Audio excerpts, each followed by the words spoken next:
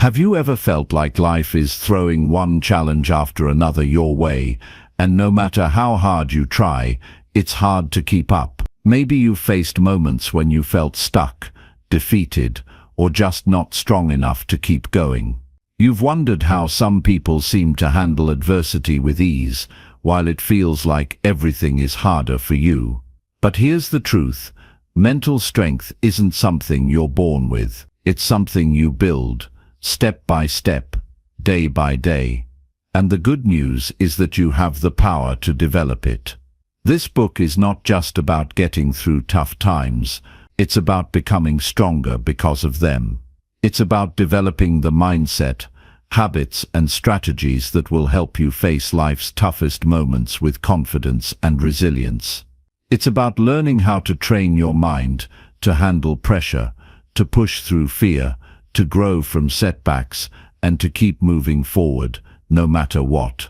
Throughout this journey, I'll guide you through the tools and techniques that have helped countless people build mental strength. You'll learn practical strategies to strengthen your willpower, overcome self-doubt, face fear head-on, and keep going even when the road gets tough. This is not about quick fixes or empty motivation. It's about real, actionable advice that you can apply every single day to make a lasting difference in your life. But it won't be easy. Building mental strength is a challenge in itself, but the rewards are worth it. Imagine waking up each day with the belief that you can handle whatever comes your way. Picture yourself facing challenges with clarity, confidence, and resilience. That's what mental strength can do for you. So whether you're dealing with stress, setbacks, self-doubt, or just the pressures of everyday life, know that there is a way forward. This book will show you how to train your mind to overcome anything, to bounce back from adversity, and to develop a deep, unwavering confidence in your own abilities. Are you ready to start? Are you ready to train your mind and become mentally strong? Let's dive in and take that first step toward a stronger, more resilient you. Chapter 1. The Foundation of Mental Strength.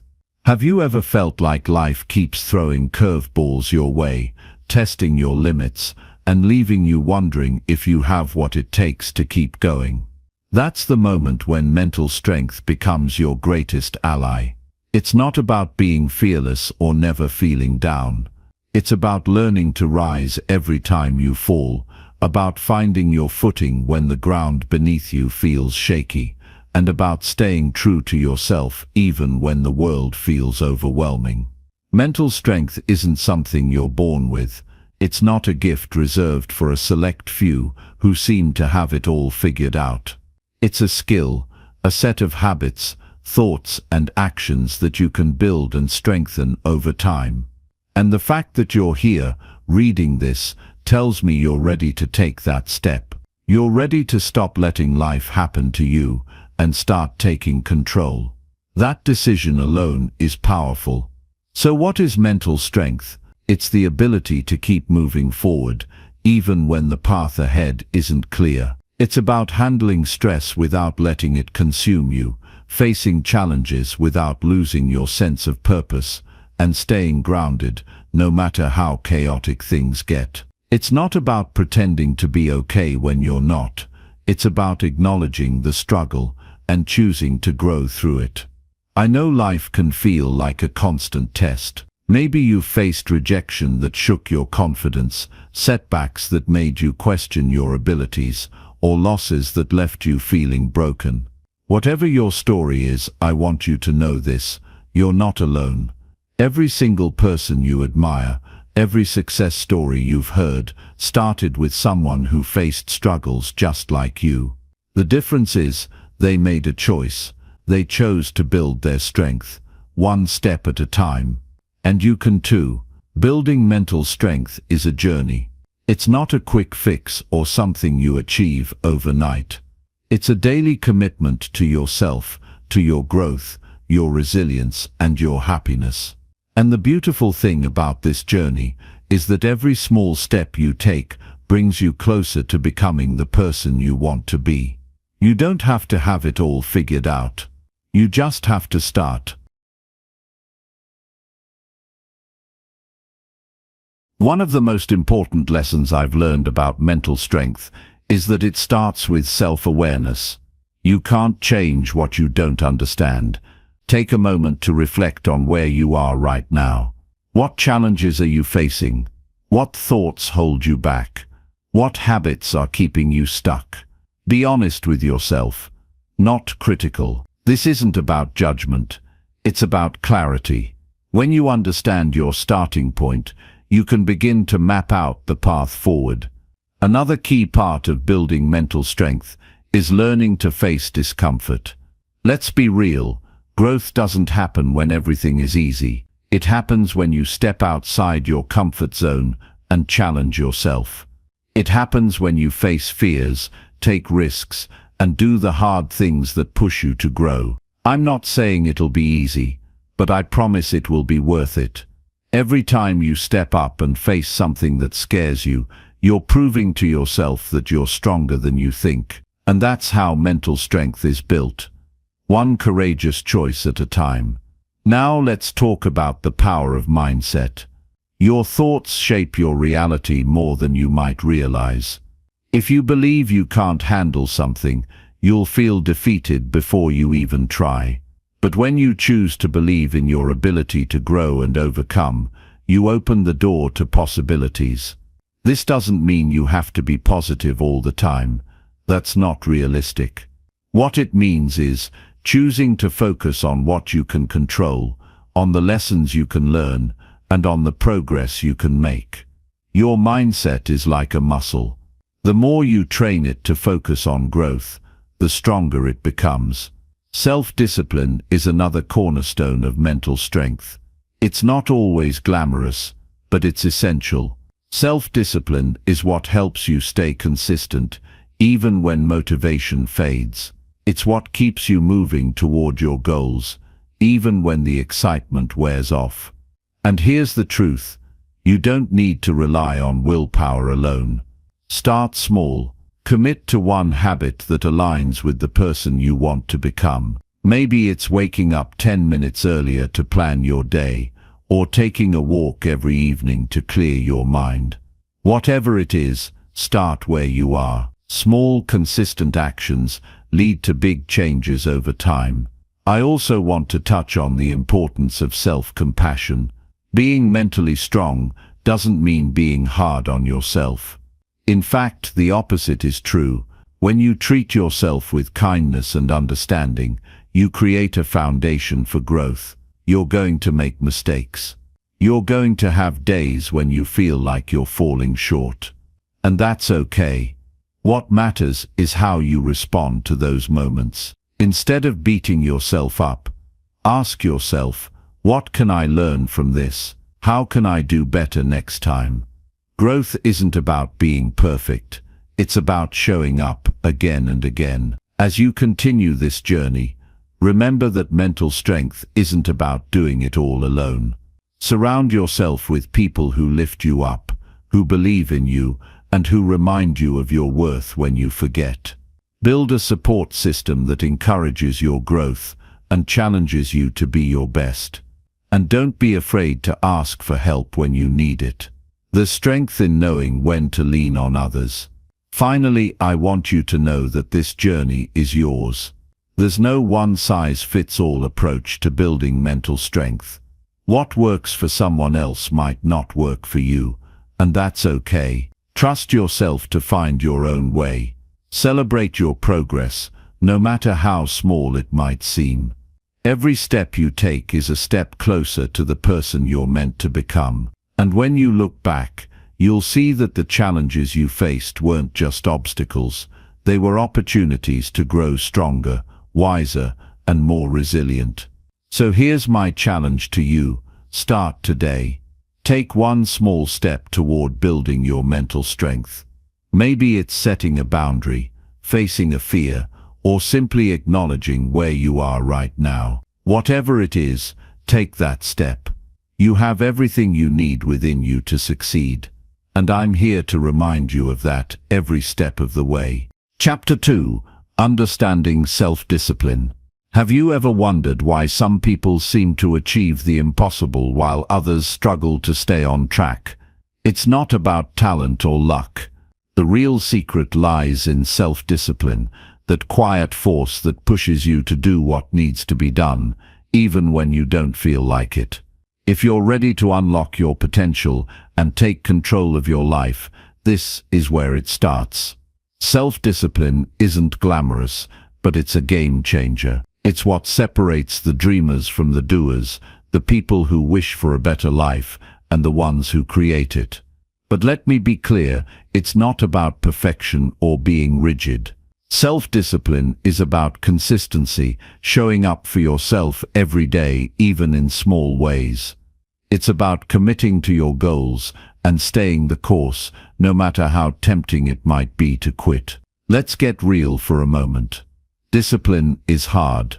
There will be days when your motivation runs dry, when distractions pull you in every direction, and when giving up feels easier than pushing forward. But here's the thing, motivation is fleeting, but discipline is a muscle.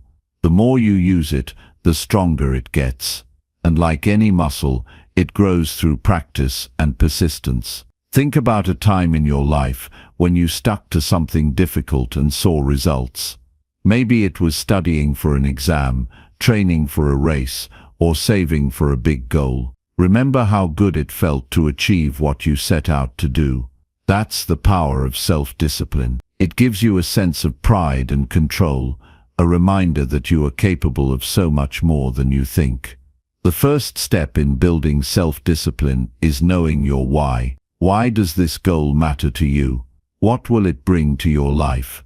When you connect deeply with your purpose, it becomes easier to stay focused. Maybe you want to create a better future for your family, improve your health, or finally pursue a dream that's been on your heart for years. Whatever it is, keep that why front and center. Write it down. Remind yourself of it every day. When the going gets tough, your why will be your anchor. Next, break your goal into small, manageable steps. Too often, we get overwhelmed by the big picture and end up doing nothing at all. But progress isn't about giant leaps. It's about tiny, consistent actions. If you want to write a book, start with 1 page a day. If you want to get fit, commit to a 15-minute walk. Small wins build momentum, and momentum fuels discipline. Celebrate those wins, no matter how small they might seem. Each one is proof that you're moving in the right direction. Let's talk about routines, because they're the backbone of self-discipline. When you create a routine, you take the guesswork out of your day. You don't have to waste energy deciding what to do next, because it's already planned. Start simple. Set a consistent wake-up time, dedicate specific hours to your priorities, and stick to a bedtime that allows for enough rest. Your routine doesn't have to be perfect, it just has to work for you. Over time, it will become second nature, and you'll find it easier to stay disciplined. Discipline also means learning to say no to distractions. This is where it gets tricky, because distractions are everywhere. Social media, Netflix, endless to-do lists, they all compete for your attention.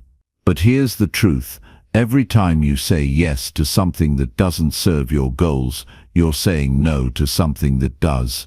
It's not about cutting out fun or relaxation, it's about being intentional with your time. Ask yourself, is this helping me get closer to where I want to be? If the answer is no, it's okay to let it go. One of the most powerful tools for building self-discipline is accountability. When you share your goals with someone you trust, you're more likely to follow through. Find a friend, mentor, or coach who will support you and hold you accountable. Better yet, find someone who's on a similar journey so you can encourage each other. Knowing that someone else is rooting for you can make all the difference. Now, let's address setbacks, because they're inevitable. You will stumble. You will have days when you fall short. And that's okay. What matters is how you respond. Instead of beating yourself up, use setbacks as an opportunity to learn and grow. Ask yourself, what triggered this? What can I do differently next time? Then get back on track. Remember, discipline isn't about being perfect, it's about being persistent. Self-discipline also requires self-compassion. It's easy to be hard on yourself, especially when things don't go as planned.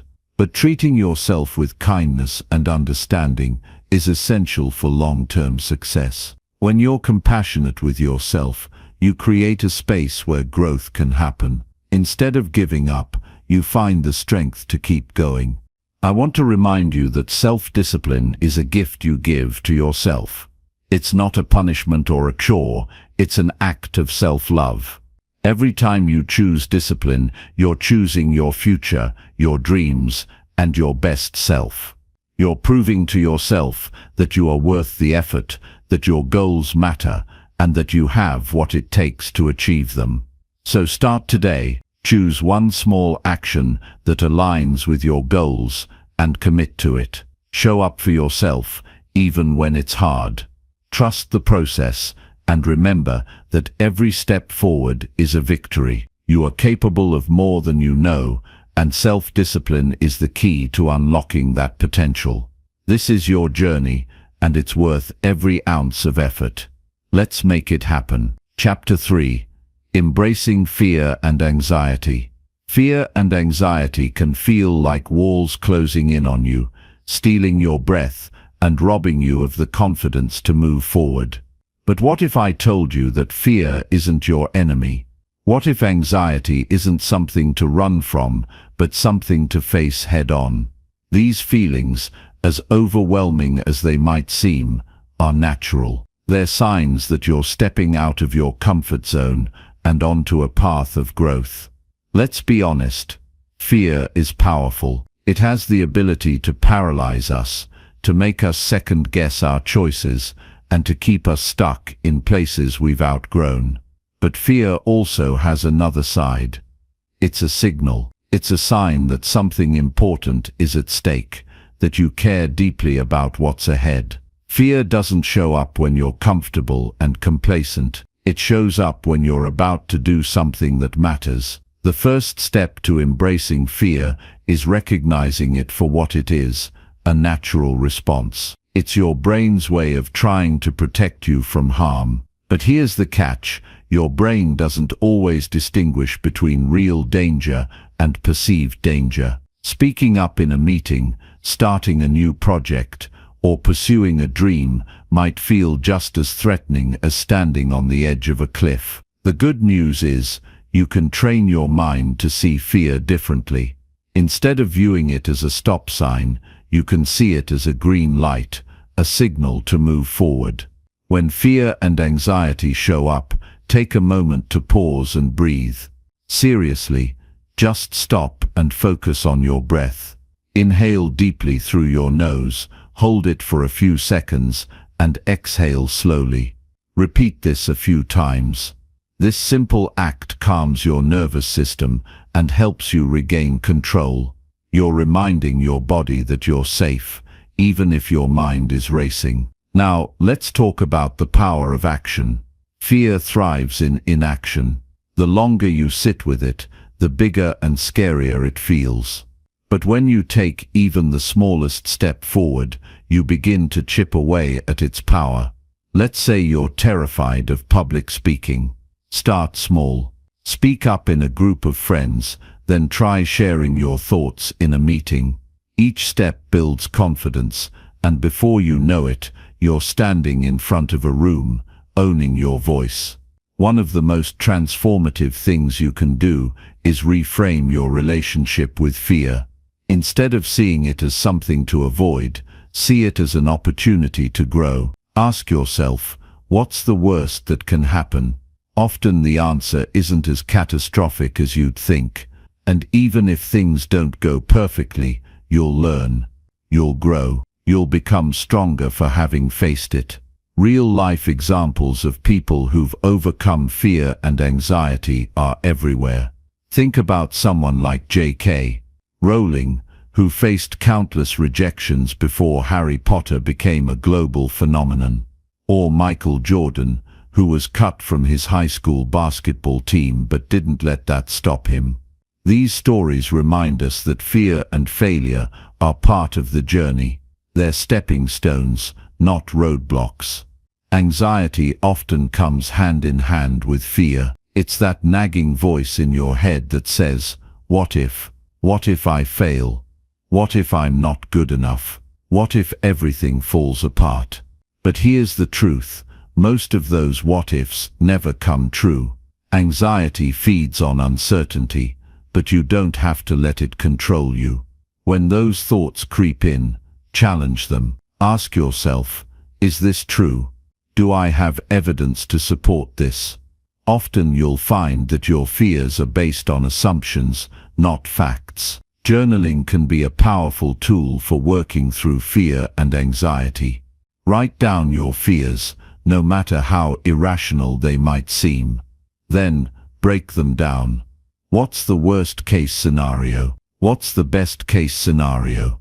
What's the most likely outcome? This process helps you see things more clearly and puts your fears into perspective. It's like shining a flashlight into a dark corner. Suddenly, it's not so scary anymore. Another way to face fear is by leaning into mindfulness.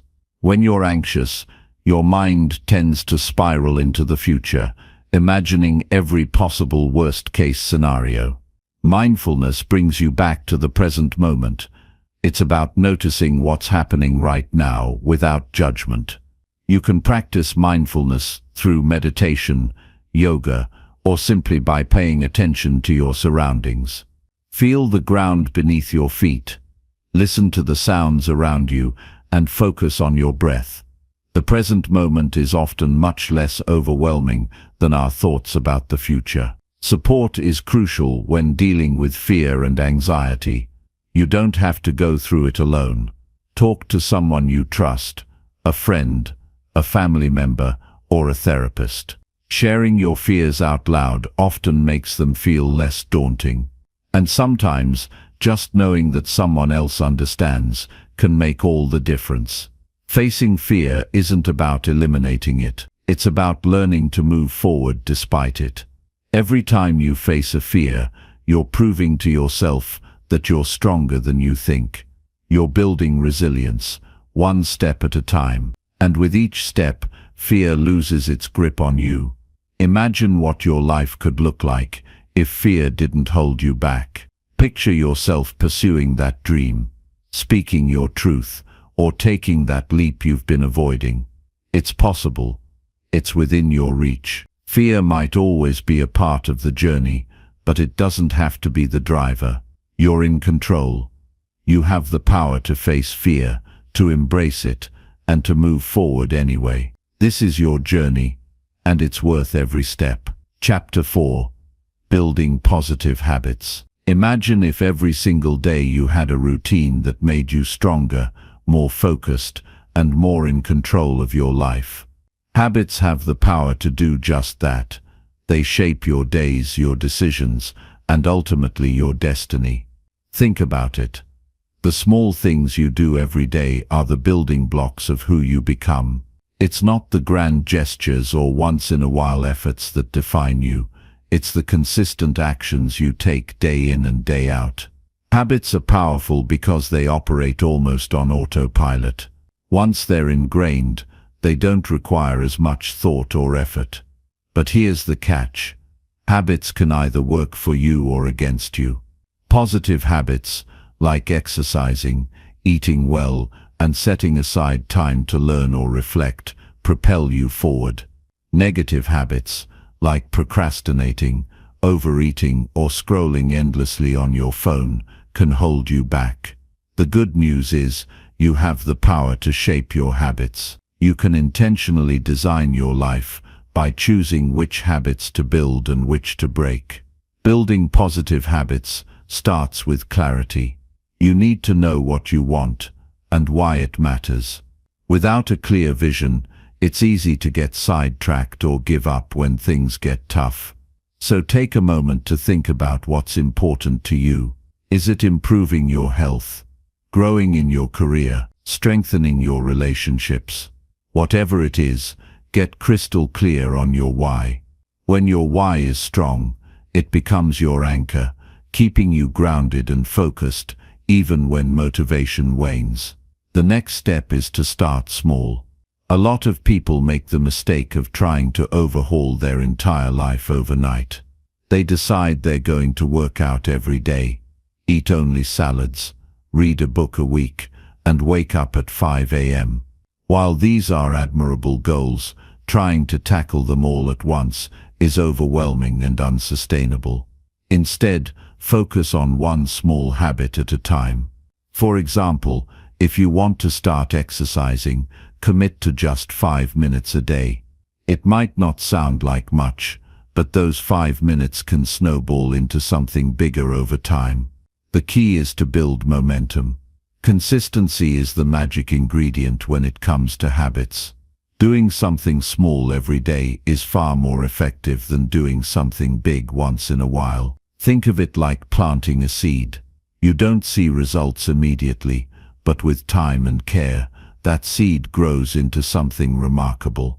The same is true for habits. Each day that you show up and stick with it, you're reinforcing the behavior and making it a natural part of your life. One of the best ways to ensure consistency is to anchor your new habit to something you already do.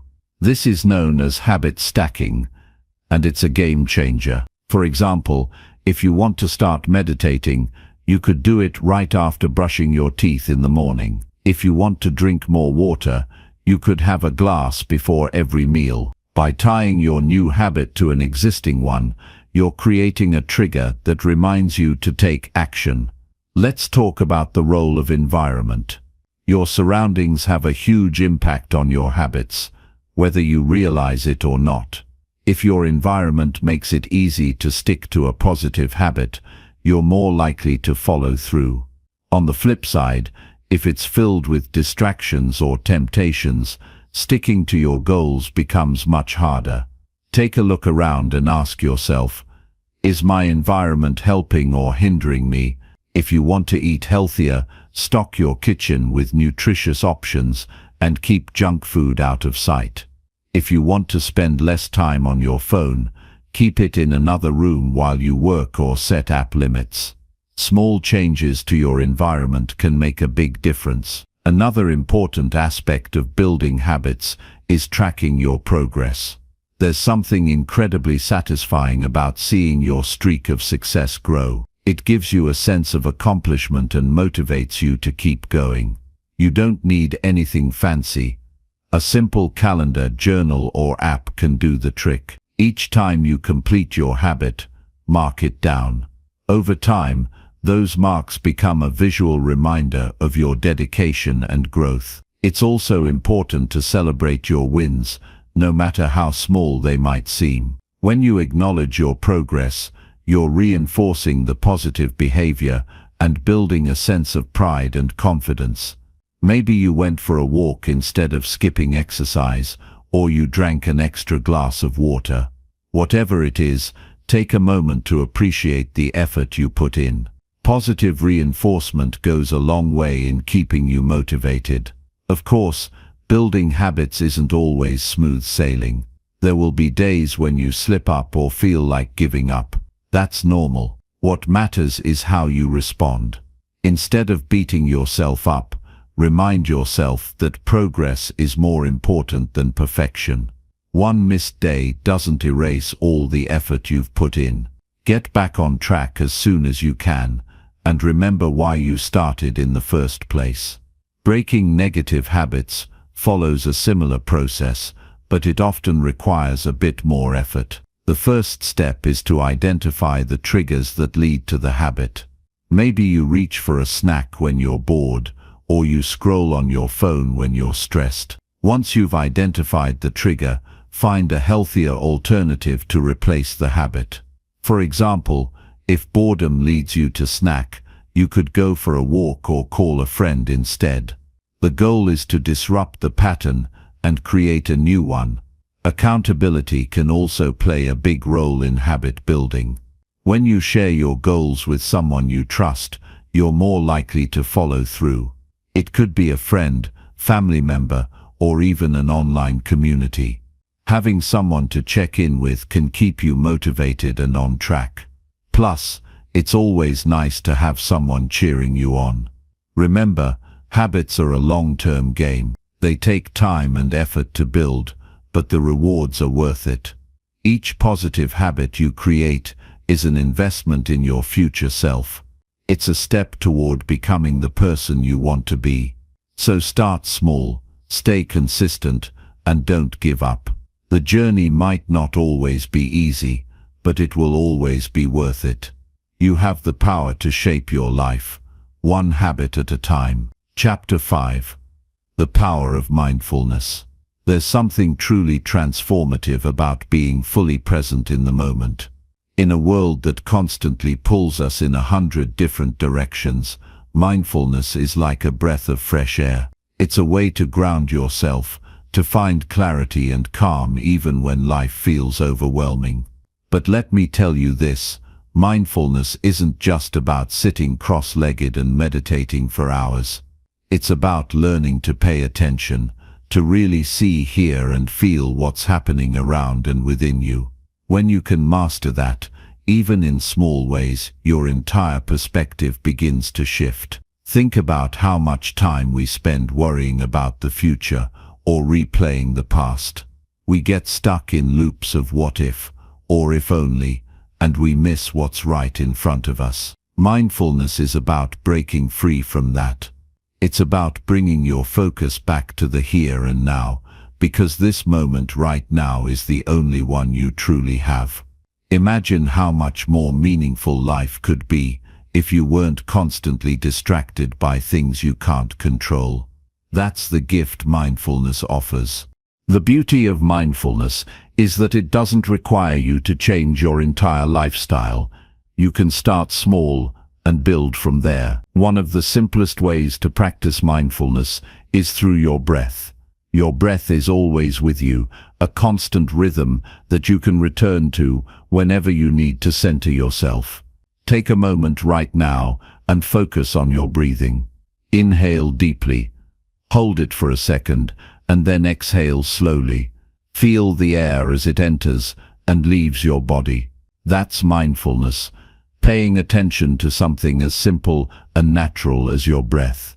Another powerful way to practice mindfulness is to tune into your senses. What can you see, hear, smell, taste, and feel at this moment? Maybe you notice the sound of birds outside, the warmth of a cup of coffee in your hands, or the texture of the chair you're sitting on. When you bring your attention to your senses, you're anchoring yourself in the present. It's a simple practice, but it's incredibly grounding. Mindfulness isn't just about feeling calm, it's also about building awareness. When you're mindful, you become more aware of your thoughts, emotions, and reactions. Instead of being swept away by stress or anger, you can pause and observe what's happening inside you. For example, if someone says something upsetting, your initial reaction might be to snap back.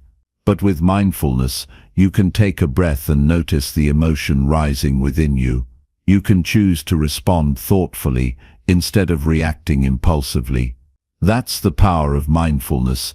It gives you space to respond instead of react. One of the challenges people face when starting a mindfulness practice is the misconception that they need to empty their mind or stop all their thoughts. Let me be clear, that's not the goal. Your mind is going to think, that's what it does. The goal of mindfulness isn't to stop thinking, but to notice your thoughts without getting lost in them. Imagine your thoughts like clouds passing across the sky. You don't have to chase them or push them away. Just observe them and let them float by. You can bring mindfulness into almost any activity. Washing dishes, for example, might seem like a mundane chore, but it's a great opportunity to practice mindfulness. Feel the warmth of the water, notice the texture of the soap bubbles, Hear the sound of the water running. When you're fully present in the act of washing dishes, it stops being a mindless task and becomes a moment of connection with the here and now. The same goes for eating. How often do we rush through meals without really tasting our food? Try eating slowly and savoring each bite. Notice the flavors, the textures, the aroma. That's mindfulness in action. As you deepen your mindfulness practice, you might notice a shift in how you experience life. You become more patient, more compassionate, and more resilient. Stress doesn't weigh you down as much because you've learned how to stay present and grounded. Even in difficult moments, mindfulness helps you find a sense of calm and clarity. It's not about avoiding challenges or pretending everything is fine. It's about facing life with a sense of presence and inner strength. Mindfulness can also transform your relationships. When you're fully present with someone, you're truly listening to them, not just waiting for your turn to speak. You're picking up on their emotions and understanding them on a deeper level. That kind of connection strengthens bonds and fosters trust. Imagine how much better your relationships could be if you brought that level of attention and care to every interaction. One of the most valuable lessons mindfulness teaches is that you don't have to wait for the perfect moment to feel happy or at peace. Joy and contentment are available to you right now, in the small, everyday moments. It might be the feeling of sunshine on your face, the sound of laughter, or the satisfaction of completing a task. When you're mindful, you're more attuned to these moments, and life becomes richer and more fulfilling. Of course, mindfulness is a practice, and like any practice, it takes time and effort. There will be days when your mind feels restless or distracted, and that's okay. What matters is that you keep showing up. Even a few minutes of mindfulness each day can make a difference over time. And remember, you don't have to do it alone. There are countless resources from guided meditations to mindfulness apps that can support you on your journey. So, start small. Take a few moments each day to focus on your breath, tune into your senses, or simply be present with whatever you're doing. As you build this habit, you'll begin to notice the ripple effects in your life. You'll feel more grounded, more in control, and more connected to yourself and the world around you. Mindfulness isn't just a practice, it's a way of living. And when you embrace it, you open the door to a life that's more intentional, more peaceful, and more fulfilling. Chapter 6. The Role of Gratitude. Gratitude has the power to shift your entire perspective. Think about that for a moment. Just by taking a few moments to appreciate what you have, instead of focusing on what you lack, you can completely transform the way you see the world. That's the beauty of gratitude. It's simple, but it's incredibly powerful. And yet, so often, we let it slip through the cracks of our busy lives. We get caught up in our routines, our problems, and our endless to-do lists, forgetting to pause and say, thank you for the little things that make life beautiful. You might be wondering, why does gratitude matter so much? It's because gratitude changes the lens through which you view your life. When you're grateful, you're not dwelling on what's missing or what's wrong.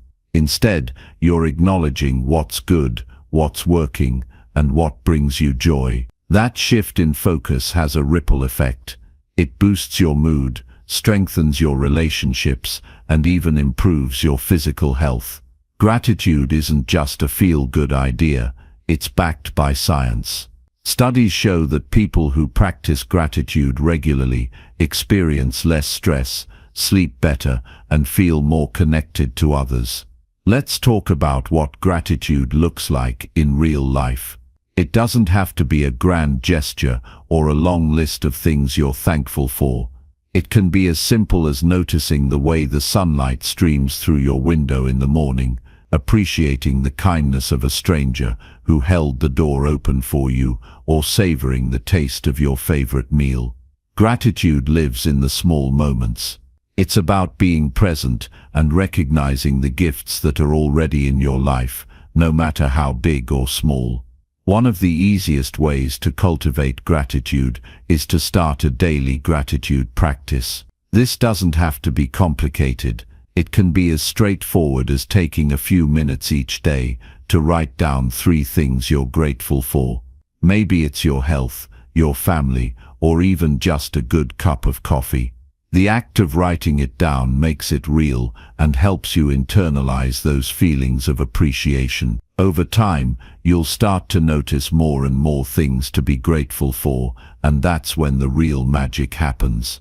Gratitude becomes a habit, a way of life. You might find it challenging at first, especially if you're going through a tough time. It's hard to feel grateful when life is throwing challenges your way. But here's the thing, gratitude isn't about denying your struggles or pretending everything is perfect. It's about finding the good even in the midst of difficulty. Maybe you're grateful for the strength you're discovering within yourself as you face these challenges. Or perhaps you're thankful for the support of a friend who's standing by you. Gratitude doesn't erase the hard parts of life, but it gives you a way to navigate them with a little more grace and resilience. Another powerful way to practice gratitude is to express it to others. How often do we think about the people who make a difference in our lives but never tell them? Take a moment to reach out to someone who's had a positive impact on you. It could be a family member, a friend, a teacher, or even a colleague. Let them know what they mean to you and how they've helped you. Not only will it make their day, but it will also deepen your connection with them. Gratitude has a way of strengthening relationships and building a sense of community. Sometimes we forget to show gratitude to ourselves. Think about all the effort you've put into your own growth and well-being. Think about the challenges you've overcome, the goals you've achieved, and the kindness you've shown to others. You deserve to acknowledge and appreciate yourself for all of that. Self-gratitude is an important part of the equation. It's about recognizing your own worth and treating yourself with the same kindness and appreciation that you show to others. Gratitude also has a way of putting things into perspective. When you're focused on what you're thankful for, it becomes harder to dwell on what's missing or what's going wrong. You start to see the bigger picture. That doesn't mean you ignore your challenges or settle for less than you deserve. It means you approach life with a mindset that's rooted in abundance rather than scarcity. You realize that even in difficult times, there's still so much to be grateful for. One of the most beautiful things about gratitude is that it's contagious. When you make an effort to show gratitude, it inspires others to do the same. It creates a ripple effect that can spread positivity and kindness far beyond what you might imagine. Think about the impact you could have by simply showing appreciation to the people around you. A kind word, a heartfelt thank you, or a small act of generosity can brighten someone's day and remind them of the good in the world. And the more you practice gratitude, the more you'll inspire others to do the same. It's easy to get caught up in the hustle and bustle of life and forget to pause and appreciate what you have. But when you make gratitude a priority, it changes everything. It's not just about feeling good in the moment, it's about creating a mindset that helps you navigate life with more joy, resilience, and purpose. Gratitude has a way of bringing you back to what really matters. It helps you see the beauty in the ordinary and the extraordinary in the everyday. So take a moment today to reflect on what you're grateful for.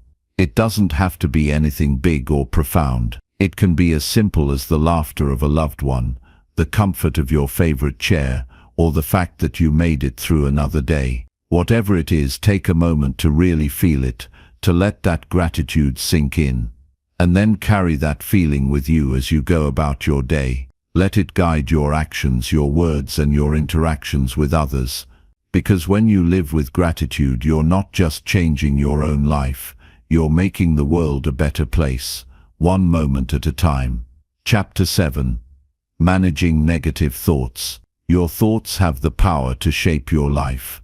Let that sink in for a moment. What you think about, how you interpret your experiences, and the stories you tell yourself all create the framework for how you live. But here's the thing, our minds can be tricky. Sometimes we let negative thoughts take over, clouding our judgment, sapping our energy, and holding us back from reaching our potential. The good news, you have the ability to challenge those thoughts and rewrite the narrative in a way that empowers you. Negative thoughts aren't uncommon. In fact, they're a part of being human. It's natural to have doubts, fears, or insecurities pop up from time to time. What matters is how you respond to them. Do you let them take the wheel, steering you towards self-doubt and defeat? Or do you take control, questioning their validity and steering yourself toward a more constructive path? That choice, while not always easy, is entirely within your power. One of the first steps to managing negative thoughts is becoming aware of them. So many of our thought patterns run on autopilot. They're like background noise, constantly playing but rarely noticed. Take a moment to listen. What kind of things do you say to yourself throughout the day? Are you quick to criticize yourself for small mistakes? Do you jump to worst-case scenarios when things don't go as planned? Awareness is key because you can't change what you don't acknowledge. When you catch a negative thought, don't let it sit there unchallenged. Ask yourself, is this thought true? Often negative thoughts are exaggerated or outright false. For example, you might think, I'm terrible at everything, after making a mistake at work. But is that really true? Of course not. One mistake doesn't define your abilities or your worth. By questioning the accuracy of your thoughts, you start to weaken their hold over you. Another helpful approach is to reframe your negative thoughts. Instead of focusing on what went wrong, try shifting your perspective to what you can learn or how you can grow from the experience. Let's say you're feeling overwhelmed by a new challenge. Instead of thinking, I can't do this, try saying, this is a chance for me to grow and prove to myself that I'm capable.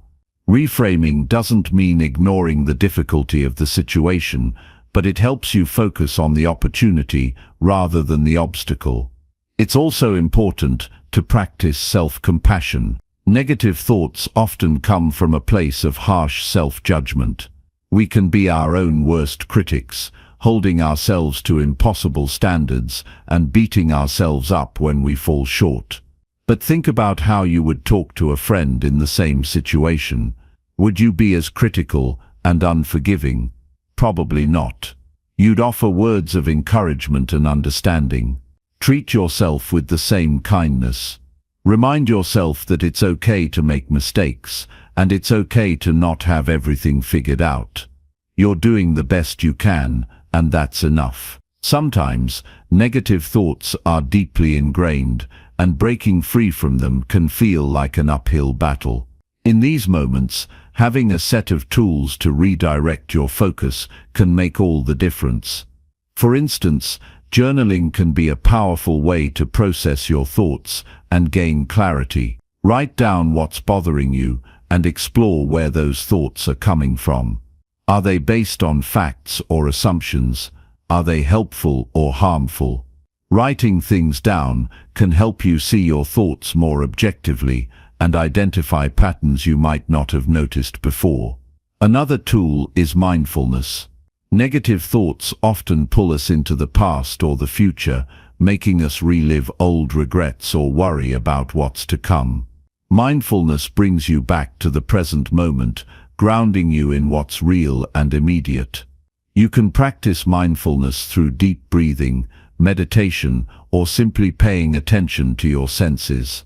Notice the feel of your feet on the ground, the sound of birds outside your window, or the rhythm of your breath. When you're fully present, negative thoughts lose some of their power. Don't underestimate the importance of surrounding yourself with positive influences. The people you spend time with, the media you consume, and the environments you choose all affect your mindset. Seek out relationships that uplift you and inspire you to be your best self. Limit your exposure to negativity, whether it's in the form of toxic people, social media, or news cycles. Instead, fill your life with positivity, books, podcasts, music, and activities that bring you joy and remind you of what's possible. It's worth mentioning that managing negative thoughts isn't about being positive all the time. Life has its ups and downs, and it's normal to feel sad, frustrated, or disappointed at times. The goal isn't to suppress those feelings, but to avoid getting stuck in a cycle of negativity. It's about finding a balance where you can acknowledge your emotions without letting them control you. By managing your thoughts, you give yourself the freedom to move forward with resilience and hope. Over time, as you practice these strategies, you'll start to notice a shift. Negative thoughts won't disappear completely. They're part of being human, but they won't have the same grip on you. You'll be able to recognize them for what they are, fleeting thoughts, not truths. And in their place, you'll make room for thoughts that empower, encourage, and uplift you. Remember, you're not alone in this journey. Everyone deals with negative thoughts at some point. What sets people apart is their willingness to face those thoughts head-on and take steps to manage them. By doing so, you're not just improving your mental health, you're building the foundation for a stronger, more resilient life. And that's something to be proud of. Chapter 8. Setting Healthy Boundaries. Your peace of mind is priceless, but how often do you let others disturb it? Setting boundaries isn't just about keeping people out, it's about protecting the space where you can thrive. For too long, many of us have been conditioned to put others first, to say yes when we want to say no, and to stretch ourselves thin to avoid disappointing anyone. But here's the truth. Every time you compromise your boundaries, you chip away at your own well-being. It's not selfish to protect your energy. It's necessary. Think about the times you felt overwhelmed or drained. Was it because you took on too much? Maybe you agreed to something you didn't really want to do, or allowed someone to overstep in a way that left you feeling resentful. These moments don't just happen randomly. They're often the result of unclear or non-existent boundaries. And the thing about boundaries is this: if you don't set them, someone else will do it for you, and it's rarely in your favor. The first step in setting boundaries is understanding your own limits. What makes you feel uncomfortable, stressed, or taken advantage of? Pay attention to your gut reactions. If you feel a pang of irritation or unease in certain situations, that's your inner self telling you that a boundary has been crossed. Listen to that voice. It's your guide to what needs to change. Once you're clear on your limits, the next step is communication. This is where many people struggle, because it can feel awkward or confrontational to express your needs. But remember, boundaries aren't about creating conflict. They're about fostering healthier relationships with others and yourself. When you approach boundary setting from a place of honesty and respect, it's less about drawing lines and more about creating mutual understanding. Let's say you have a friend who constantly calls you late at night, disrupting your sleep. Instead of stewing in frustration or ignoring their calls, have a straightforward conversation. You could say something like, "I really value our talks, but I've been struggling with sleep lately. Can we try catching up during the day instead?" Notice how this approach focuses on your needs without blaming or attacking the other person. It's firm yet kind, which is the balance you want to strike when setting boundaries. Of course, not everyone will respond positively to your boundaries. Some people might push back, especially if they've grown accustomed to you always being available or agreeable. This resistance isn't a reflection of you, it's a reflection of their discomfort with change. Stay firm. Remind yourself why you're setting this boundary in the first place. Your mental and emotional health isn't up for negotiation. Enforcing boundaries can be challenging, but it's an essential part of the process. If someone continues to disregard your limits despite clear communication, you may need to take further action. This could mean limiting your interactions with that person, or in some cases distancing yourself altogether. It's not easy, but protecting your peace is worth it. Sometimes, the hardest boundaries to set are the ones with ourselves. We're often our own biggest critics, pushing ourselves to the brink in the name of productivity or perfection. How many times have you skipped rest because you felt guilty about taking a break? Or said yes to something you didn't want to do because you didn't want to disappoint someone? Self-boundaries are just as important as the ones we set with others. They're about honoring your own needs and giving yourself permission to prioritize your well-being. Start small. Maybe it's committing to shutting off work emails after a certain time each evening, or dedicating one day a week to rest and recharge. These small acts of self-care are boundaries in action. They're reminders that you deserve the same respect and consideration you give to others. Another crucial aspect of boundaries is learning to say no. This two-letter word can be surprisingly difficult to utter, especially if you're used to being a people pleaser. But saying no isn't about being difficult or unkind.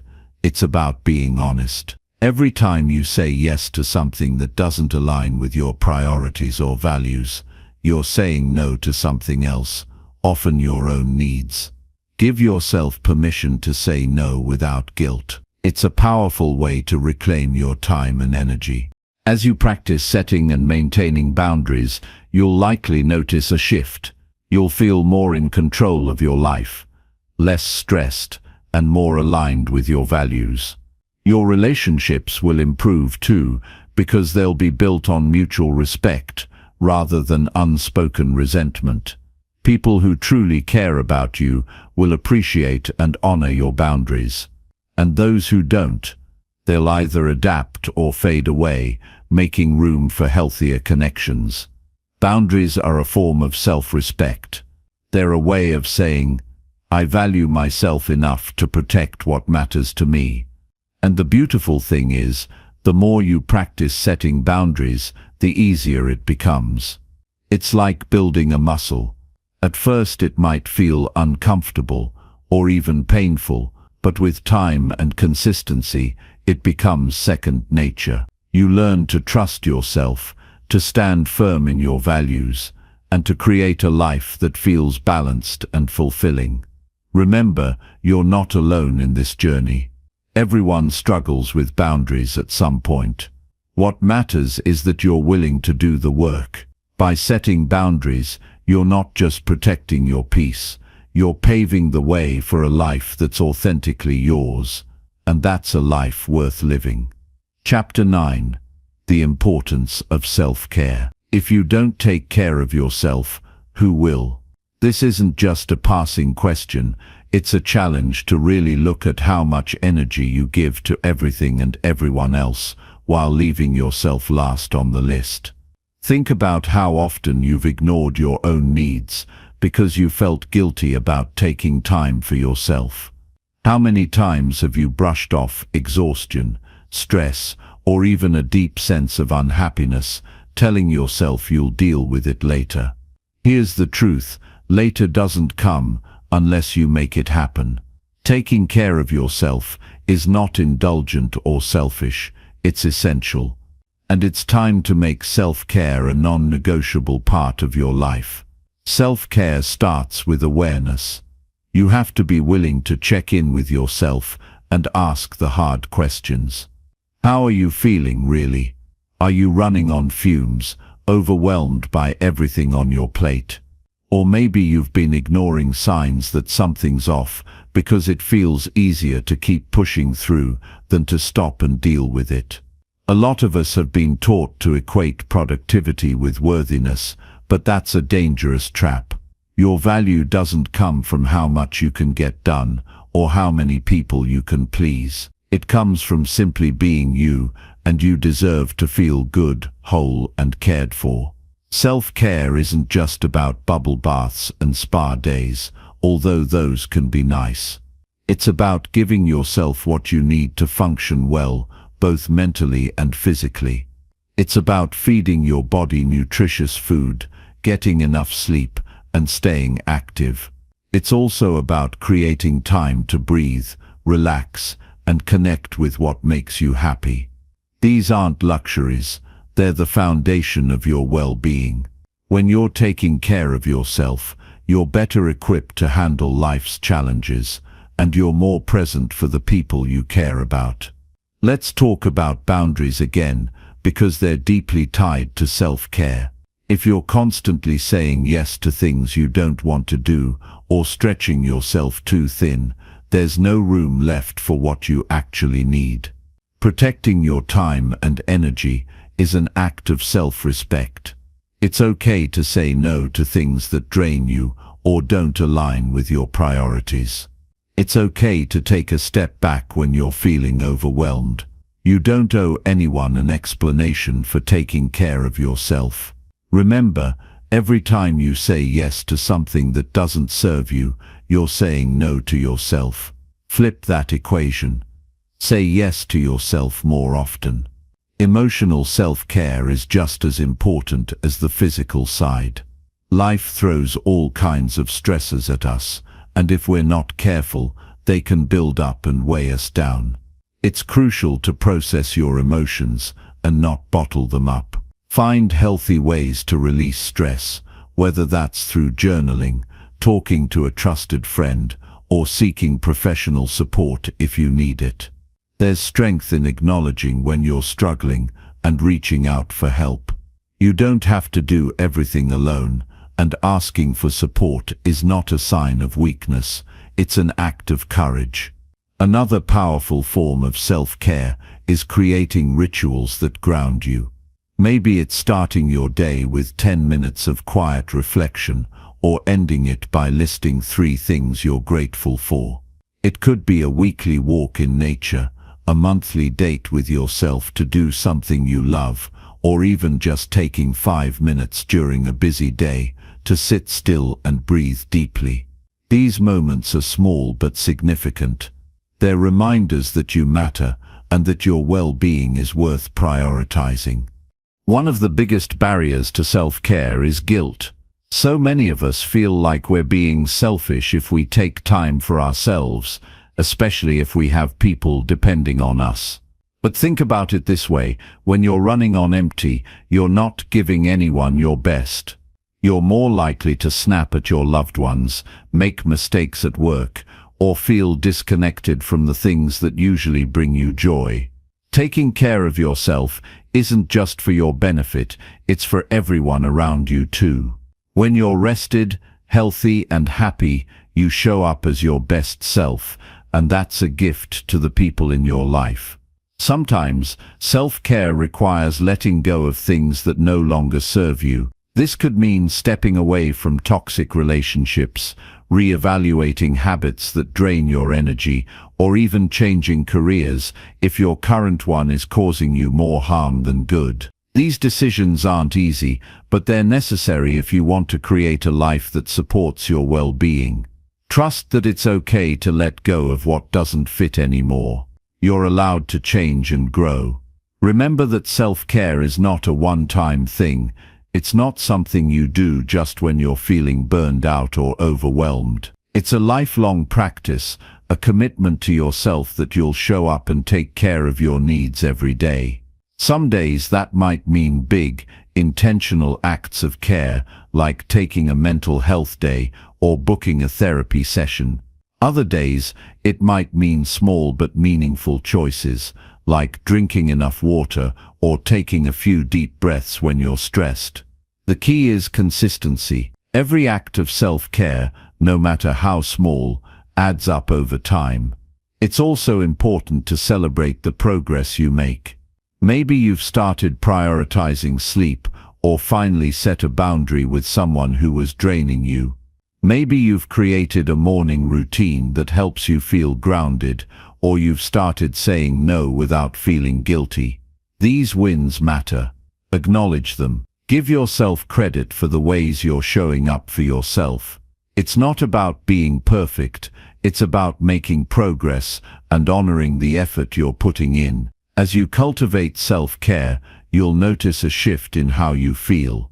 You'll have more energy, clarity, and resilience. You'll feel more in tune with yourself and more capable of handling whatever life throws your way. And perhaps most importantly, you'll build a stronger relationship with yourself. You'll learn to trust yourself, to listen to your needs, and to treat yourself with the same kindness and compassion you extend to others.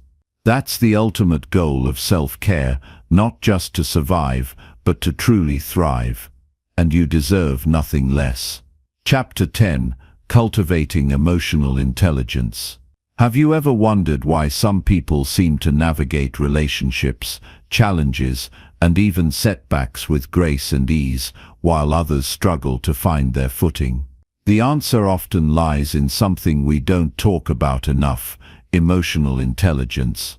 It's not about being the smartest person in the room or having all the answers. Emotional intelligence is about understanding yourself, connecting with others, and responding to life in a way that builds resilience instead of tearing you down. And here's the best part: it's a skill you can develop, no matter where you're starting from.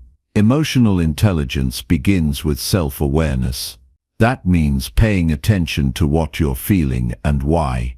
Think about the last time you felt upset, frustrated, or overwhelmed. Did you pause to reflect on what was really going on, or did you brush it off, hoping it would go away? Too often, we're so busy moving from one thing to the next that we ignore our emotions until they boil over. But when you take the time to check in with yourself, you're better equipped to handle whatever comes your way. Start by asking yourself simple questions. How am I feeling right now? What triggered this emotion? What do I need in this moment? These questions may seem small, but they're incredibly powerful. They're the foundation of emotional awareness. Once you understand your emotions, the next step is learning how to regulate them. This doesn't mean suppressing your feelings or pretending everything's fine when it's not. It means finding healthy ways to process what you're experiencing so you can move forward without being controlled by your emotions. For example, if you're feeling anxious, instead of letting it spiral, you might take a few deep breaths, go for a walk, or write down what's bothering you. If you're angry, you might need to step away from the situation and give yourself time to cool off before responding. Emotional regulation is about giving yourself the space to respond thoughtfully instead of reacting impulsively. Another key aspect of emotional intelligence is empathy, the ability to understand and share the feelings of others. Empathy is what allows us to connect on a deeper level, to truly listen and support the people we care about. It's not about fixing someone's problems or always knowing the right thing to say. Sometimes, it's simply about being present and showing that you care. Think about a time when someone really listened to you without judgment or interruption. How did that make you feel? That's the power of empathy. And just like self-awareness, it's a skill you can practice.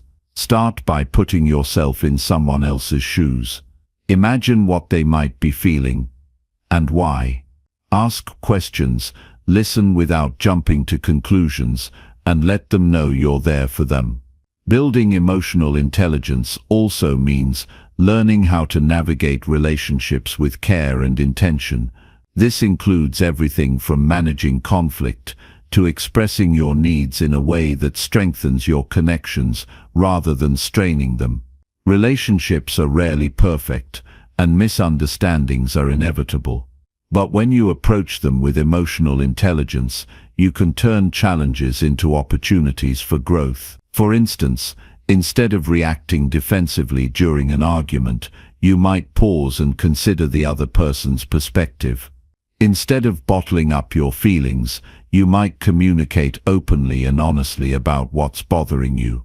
These small shifts can make a big difference in how you relate to others. One of the most overlooked aspects of emotional intelligence is self-compassion. We're often our own harshest critics, beating ourselves up over mistakes or falling into the trap of comparison. But here's the truth: you're human, and humans aren't perfect. Self-compassion means treating yourself with the same kindness and understanding you'd offer a friend. It means acknowledging your struggles without judgment and reminding yourself that it's okay to not have it all figured out. The next time you catch yourself being overly critical, pause and ask, would I say this to someone I care about? If not, it's time to rewrite the script. Speak to yourself with kindness, celebrate your progress, no matter how small, and give yourself grace when things don't go as planned. Developing emotional intelligence isn't a one-time event, it's a lifelong journey. It requires patience, practice, and a willingness to learn from your experiences. But the rewards are worth it. When you strengthen your emotional intelligence, you're not just improving your relationships or managing stress more effectively. You're creating a foundation for a more fulfilling and balanced life. You're equipping yourself with the tools to navigate challenges with resilience and to build connections that truly matter. As you move forward, remember that progress takes time. You don't have to get everything right all at once. Start small. Maybe it's taking a few minutes each day to check in with yourself or practicing active listening in your conversations. Maybe it's journaling about your emotions or taking a moment to pause before reacting in a heated situation. Whatever it looks like for you, know that every step you take is a step toward greater emotional awareness, empathy, and resilience. And that's something to be proud of. The beauty of emotional intelligence is that it doesn't just benefit you, it creates a ripple effect. When you show up with self-awareness, empathy, and compassion, you inspire others to do the same. You create spaces where people feel seen, heard, and valued. And in a world that often feels disconnected, that kind of impact is priceless. So keep going. Keep growing. You have everything it takes to build a life rooted in emotional intelligence, and the journey starts right here, right now. Chapter 11. Building a support system. There's no way to go through life alone. Not if you want to thrive. Success, peace of mind, and happiness don't just come from within. They come from the people around you, the support you receive, and the relationships you build. Building a strong support system isn't just about finding people to lean on when you're down. It's about surrounding yourself with the right individuals who challenge you, encourage you, and help you grow. It's about creating a network that lifts you higher when you need it most. We all need someone. It doesn't matter how strong, driven, or independent we are, there will always be times when we need help, guidance, or just a reminder that we're not alone. And there's incredible power in knowing that there are people who've got your back, no matter what. But here's the thing, building that kind of support system takes time, effort, and a clear understanding of who you need in your life. We often hear about the importance of networking in professional circles, and yes, that's important. But what's just as critical, if not more so, is having people who genuinely care about you, who want to see you succeed, and who are willing to stick with you through the hard times. When you build these kinds of relationships, you create a foundation of mental strength that helps you weather any storm. Think about the people who have made the biggest impact on your life. It's not necessarily about the number of people, but the quality of the connections. There are friends, family, mentors, and even strangers who have the power to change your life for the better. These are the people who listen to you without judgment, who see your potential even when you can't see it yourself, and who push you to be the best version of yourself. These are the people who make you feel seen, heard, and understood. But here's the tough part. Not everyone is meant to be part of your inner circle. You have to be discerning. Building a strong support system means learning to say no to people or situations that drain your energy, undermine your confidence, or don't align with your values. You might have to let go of relationships that aren't serving you anymore, even if it's painful. But here's the truth. When you remove the negative influences, you make space for the positive ones to come in. Start by identifying who truly adds value to your life. Who's always there for you when you need them. Who challenges you to think differently and inspires you to keep going, even when it seems tough. These are the people you want to keep close. They're the ones who will support you, cheer you on, and help you stay on track when you start to lose focus. Building a support system is about being intentional with your relationships. It's not just about collecting people for the sake of it. It's about surrounding yourself with those who will help you become the best version of yourself. You don't need a huge crowd. In fact, it's often better to have a few solid, dependable people in your corner than to have dozens of acquaintances who don't really know or care about you on a deeper level. So, how do you go about building this kind of support system? First and foremost, be that person for others. Be someone who listens, who offers support, and who challenges others to grow. When you give, you create a space for others to give back. Relationships aren't one-sided, they're a two-way street. You get what you put out. When you show up for others, you'll find that people are more likely to show up for you in return. It also helps to seek out communities that align with your values, interests, and goals. Whether that's a professional group, a fitness community, or a group of like-minded individuals working towards self-improvement, being part of a community can provide a sense of belonging. You'll find people who are on a similar journey and who understand what you're going through. You'll have a safe space to share your struggles, celebrate your wins, and learn from each other. Mentorship is another powerful tool when building your support system. Having someone who's been where you are, who has experience and wisdom to share, can make all the difference. A mentor can provide guidance, hold you accountable, and offer insights that you might not have considered on your own. A good mentor doesn't just give you answers, they help you develop your own answers, encourage you to think critically, and challenge you to grow.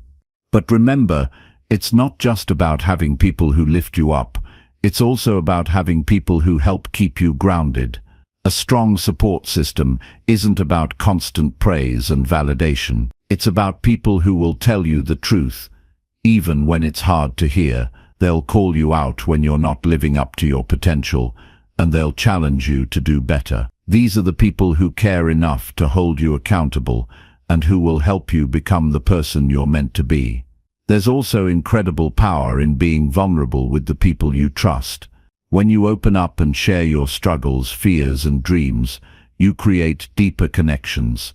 Vulnerability allows you to show up as your authentic self, and it invites others to do the same. When you're able to be real with the people in your life, you allow for true support and understanding to flourish. It's not always easy to be vulnerable, but it's an essential part of building meaningful relationships. But what happens when you don't have a strong support system? What if you feel isolated, or like you don't have anyone to turn to? This can be a tough spot to be in, but it's important to remember that you have the power to change that. Start by reaching out. Start small. Build relationships one step at a time. It may feel uncomfortable at first, but as you put yourself out there and seek out connections, you'll begin to find your tribe. Remember, people are more willing to help than we often give them credit for. You just have to be brave enough to ask. In times when you don't have immediate support, you also have to learn how to support yourself. Your inner voice, your own belief in your abilities, can be just as powerful as the encouragement you get from others. Self-reliance doesn't mean isolating yourself. It means trusting yourself to make decisions, navigate challenges, and keep moving forward, even when things get tough. This is where mental strength comes into play. By building a strong internal support system, you become more resilient to external circumstances and more capable of weathering life's storms. Ultimately, your support system isn't just a group of people you lean on when things get rough.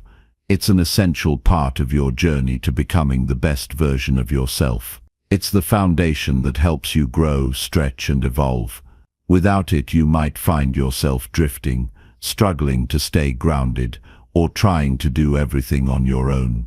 But with the right support, you'll have a team behind you that's rooting for your success, ready to catch you when you fall, and always ready to help you rise higher. So take the time to build those relationships. Nurture the people who matter. Seek out those who inspire, challenge, and encourage you. And don't be afraid to lean on them when you need to. Because with a solid support system in place, there's no limit to what you can achieve. You don't have to go it alone. The right people can make all the difference. Chapter 12. Overcoming setbacks. You don't fail when life knocks you down. You fail when you refuse to get back up. Life will inevitably throw you curveballs, and sometimes it might feel like it's all coming at you at once. But it's not the setbacks that define you. It's how you respond to them that truly shapes who you are and what you can accomplish. Setbacks are a natural part of the journey, a necessary test of your resilience and your ability to rise above the challenges in your path. And here's the key. Every setback is an opportunity. It's an opportunity to learn, to grow, and to become stronger than you were before. We all face setbacks. Whether it's a failed project, a setback in your personal life, a job lost, or a dream that seems to be slipping through your fingers, the feeling of defeat can be overwhelming. It can leave you questioning your worth, your abilities, and your future. But let me tell you something, setbacks are not the end. They are simply part of the process, a reminder that you're on the right path. They are the challenges that push you to evolve and become more than you were before. What separates those who ultimately succeed from those who fall short is not talent, luck, or circumstances. It's resilience. Resilience is the ability to face adversity head-on, to stumble, fall, and then get back up and keep moving forward. It's the belief that you can overcome anything if you don't give up. It's the unwavering conviction that no matter how tough life gets, you have the strength to persevere. The first step in overcoming a setback is understanding that it's not a reflection of your abilities or your worth. A setback doesn't define who you are. It's simply a situation, a moment in time. It's something that you can learn from, something you can use as fuel to propel you forward. What matters most is not the setback itself, but how you respond to it. Do you let it break you, or do you rise from it with greater determination? I'm sure you've heard stories of famous people who faced incredible setbacks before achieving success. Thomas Edison, for example, failed thousands of times before he invented the light bulb. But instead of seeing his failures as the end, he saw them as learning experiences, as stepping stones towards success. He said, "I have not failed. I've just found 10,000 ways that won't work." That's the mindset you need to adopt when faced with setbacks. View them as opportunities to learn, to grow, and to try again. When you experience a setback, it's easy to feel like everything you've worked for has been wasted. It's easy to get caught up in negative thoughts, to think that maybe you're not cut out for success, that maybe you should give up. But that's when you need to dig deep and remember why you started in the first place. Remember the vision you had, the goals you set, and the progress you've already made. Don't let a single setback erase all the hard work you've put in. Yes, you might have to adjust your strategy or your timeline, but that doesn't mean you failed. It just means the road to success isn't always a straight line. Sometimes it's more like a winding, rocky path, full of unexpected turns. But if you keep moving forward, you'll eventually get to where you want to be. One of the most powerful ways to overcome a setback is to reframe your thinking. Instead of seeing it as a failure, see it as feedback. Ask yourself, what can I learn from this? What did I do right? What can I do differently next time? Instead of dwelling on the disappointment or frustration, shift your focus to the lessons you can take away. Every setback carries valuable information that can help you grow and improve. The most successful people aren't the ones who never experience failure. They're the ones who use failure as a stepping stone to success. Another important aspect of overcoming setbacks is learning to let go of perfectionism. We all have this image of how things should be, and when they don't go according to plan, we can feel like we've failed. But the truth is, there is no perfect path to success. There are only imperfect steps that lead you toward growth. Embrace the messiness, the mistakes, the bumps in the road. They're all part of the process. Perfection is an illusion. It's about progress, not perfection. Take a moment to reflect on some of the setbacks you've faced in your life. Maybe there was a time when you tried something new and it didn't work out. Or maybe you encountered a roadblock that made you question your direction. Think about how far you've come since then. Think about what you've learned, how you've grown, and how those setbacks actually made you stronger. You wouldn't be the person you are today without those experiences. The setbacks didn't defeat you, they shaped you into who you are right now, ready to face whatever comes next.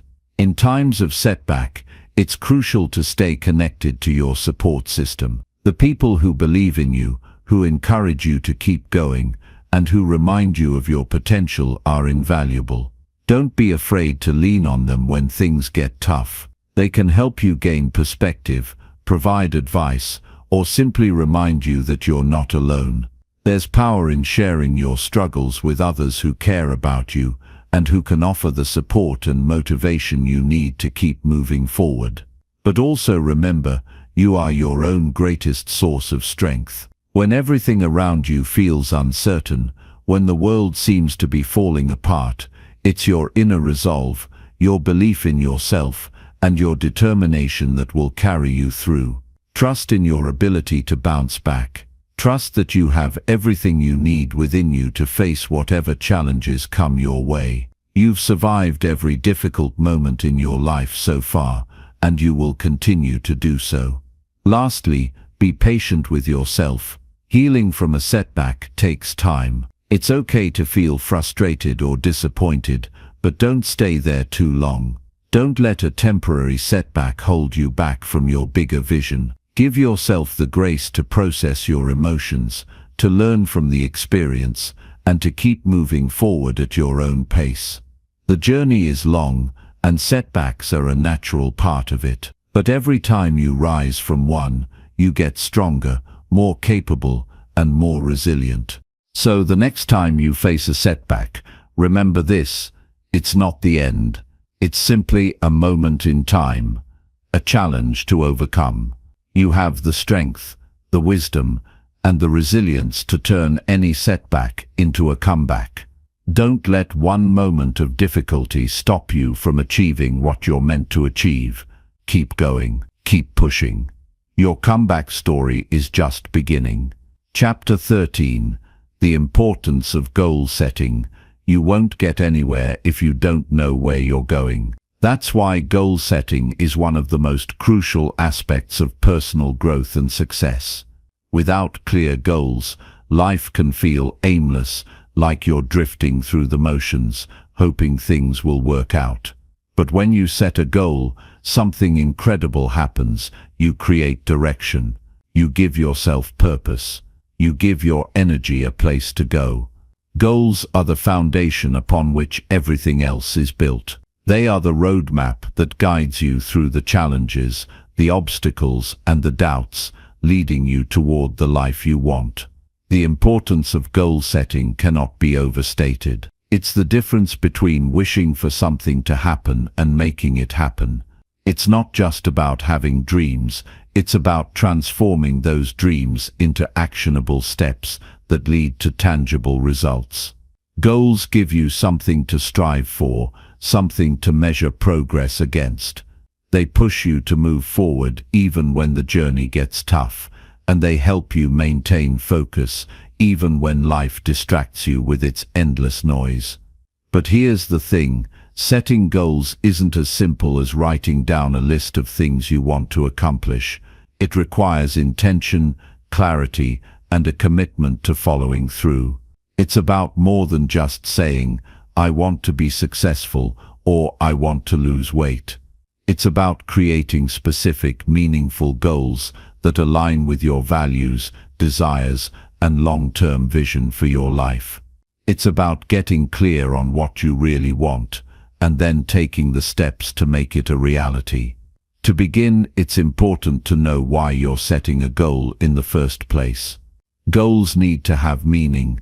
They need to be tied to something that motivates you, something that drives you to wake up every day and put in the work.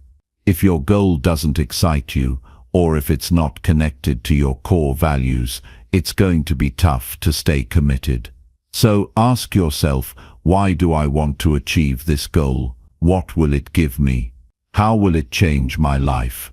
Understanding the why behind your goal will give you the energy and the determination to keep going, even when things get difficult. Once you've identified the reason behind your goal, the next step is to make it specific. The more specific you can be, the better. Instead of saying, "I want to get fit," say, "I want to lose 20 pounds in the next 6 months." Instead of "I want to be successful," say, "I want to increase my income by 30% within the next year." Specificity gives you clarity and direction. It helps you know exactly what you're working toward, and it makes it easier to track your progress. But specificity is only one part of the equation. Your goal also needs to be measurable. If you can't measure your progress, how will you know if you're on track? Whether it's increasing your savings, running a marathon, or mastering a new skill, having a way to measure your success is key to staying motivated. Break your goal down into smaller milestones that you can track. These milestones serve as checkpoints, letting you know how far you've come and how much further you have to go. The next component of goal setting is making sure your goal is achievable. This doesn't mean setting goals that are easy or insignificant. It means setting goals that stretch you, but that you also believe are within reach. If you set a goal that feels completely out of your grasp, you might get discouraged before you even begin. On the other hand, if you set a goal that's too easy, you won't feel the satisfaction of pushing yourself. Find a balance that challenges you but also feels realistic based on your current circumstances and resources. The key is to set a goal that you can confidently work toward, even if it takes hard work and perseverance. Another important element of goal setting is relevance. Your goal should align with your overall life vision. It should reflect who you are, where you want to go, and what you truly value. If your goals are out of alignment with your deeper desires, they're going to feel like a chore rather than a passion. Take a moment to think about your big picture. Where do you want to be in 5 or 10 years? What kind of life do you want to create for yourself? Your goals should be stepping stones toward that bigger vision, not distractions that take you off course. Lastly, goals need a timeline. Without a deadline, it's easy to procrastinate or lose focus. A timeline gives your goal urgency and helps you stay accountable. It creates a sense of purpose and reminds you that time is precious. But be realistic about your timeline.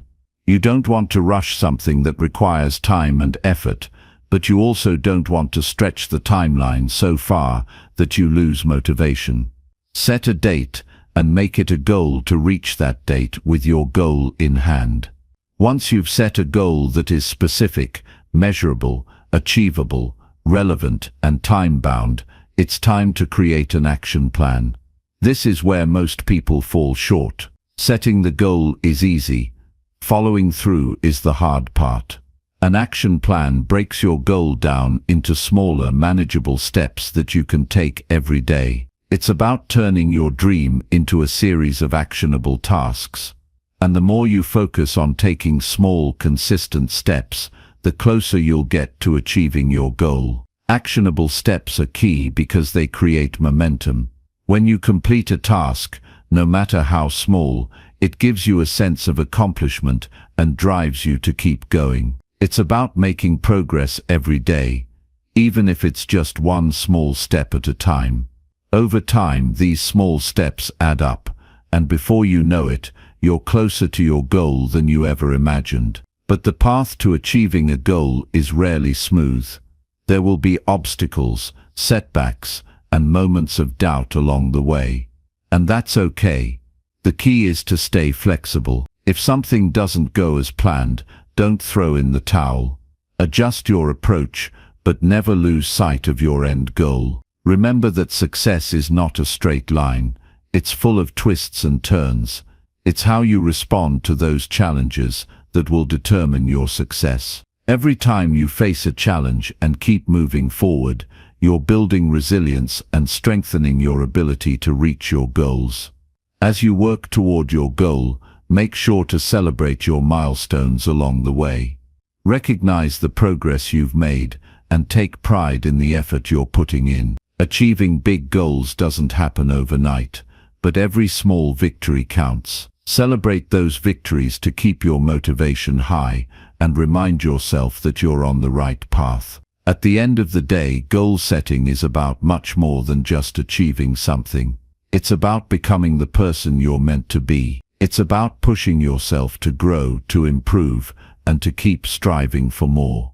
When you set clear, meaningful goals and work toward them with intention and determination, you're not just getting closer to your dreams, you're transforming your life in the process. So go ahead, set those goals, make them big, make them bold, but more importantly, take action. Break them down, work towards them every day, and stay committed. You have everything you need to succeed. All that's left is for you to take the first step. Chapter 14: Developing a Growth Mindset. The truth is, your potential is not fixed. It's not determined by where you are right now, your past mistakes, or even your current circumstances. Your potential is something that grows and evolves with you. But this growth is all dependent on your mindset. How you view challenges, failures, and success shapes the way you approach everything in life. And one of the most powerful shifts you can make is to embrace a growth mindset. A growth mindset is the belief that your abilities and intelligence are not static. They're not something you're born with and stuck with forever. Instead, a growth mindset is the belief that through effort, learning, and perseverance, you can develop your abilities and intelligence over time. It's the understanding that you can always get better, no matter where you start. This mindset is the difference between seeing obstacles as roadblocks and seeing them as opportunities to learn and improve. People with a growth mindset don't shy away from challenges. They seek them out. They know that growth comes from pushing through discomfort, from tackling the hard stuff. They don't fear failure because they see it as an essential part of the learning process. Every failure is just feedback, an opportunity to try again, with more knowledge and experience under their belt. The growth mindset isn't about avoiding failure, it's about seeing failure as part of the path to success. But a growth mindset doesn't just happen overnight, it's a choice you make every day. It's a shift in how you think about yourself, your abilities, and the world around you. It's about deciding that you're not going to let challenges stop you. You're not going to let setbacks define you. Instead, you're going to embrace those moments as opportunities to become stronger, wiser, and more capable. It's about believing that no matter how tough things get, you have the ability to overcome them and grow from the experience. Let's take a closer look at what a growth mindset looks like in action. Imagine you're faced with a difficult task at work or school, something that feels overwhelming, something you're not sure you can handle. If you have a fixed mindset, you might think, I'm just not good at this, I'll never be able to do it, I should give up. But if you have a growth mindset, you'll think, this is tough, but I can learn how to do it. I'll figure it out, even if it takes time and effort. People with a growth mindset are more likely to see challenges as an opportunity to stretch themselves rather than as a threat to their abilities. Another key element of a growth mindset is the way you approach criticism. If you have a fixed mindset, you might take criticism personally. You might think it's a reflection of your abilities and your worth. But people with a growth mindset see feedback as valuable. They understand that feedback is a tool for improvement. It's not about you as a person, it's about helping you get better. When you adopt a growth mindset, you become more open to feedback, more willing to learn from your mistakes, and more able to use criticism to fuel your growth. One of the most important aspects of a growth mindset is the belief that effort leads to improvement. People with a growth mindset understand that success isn't about innate talent or natural ability, it's about putting in the work. They know that consistent effort over time will lead to progress. They understand that the more you practice, the better you get. Whether you're learning a new skill, building a business, or working toward a personal goal, the key to success is persistence. The growth mindset teaches you to focus on the process, not just the outcome. It's about recognizing that every step forward, no matter how small, is a victory. This shift in perspective can be life-changing. Imagine how different your life would be if you started to see every challenge, every setback, every failure as an opportunity to grow. Imagine how different you would approach learning, relationships, work, and even your own personal development. When you embrace a growth mindset, you start to realize that you are capable of so much more than you ever thought possible. You start to see obstacles as stepping stones, not as insurmountable barriers. It's also important to recognize that developing a growth mindset takes time. It's a process. You're not going to wake up tomorrow and suddenly think differently about everything. It takes consistent practice and effort to shift your mindset, but it's a change that's worth making. And the more you practice it, the more natural it becomes. Start by paying attention to your self-talk. What are you telling yourself when you face challenges? Do you say things like, I can't do this, or this is too hard? Or do you say, this is tough, but I can figure it out, or I'm going to keep going, and I'll improve with practice? Your internal dialogue plays a big role in shaping your mindset.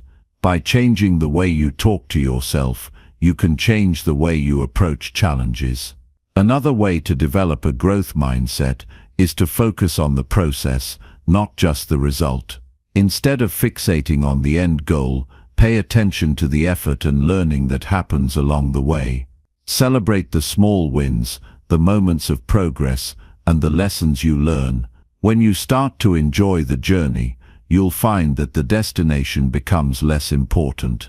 You'll be focused on the growth you're experiencing in the present, rather than worrying about what's yet to come. One powerful way to cultivate a growth mindset is to surround yourself with people who have a similar mindset. When you're around others who are constantly learning, improving, and challenging themselves, it becomes easier to adopt the same attitude.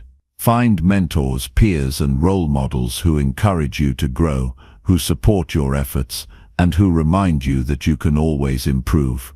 Your environment plays a big role in shaping your mindset, so make sure you're surrounding yourself with people who uplift and inspire you.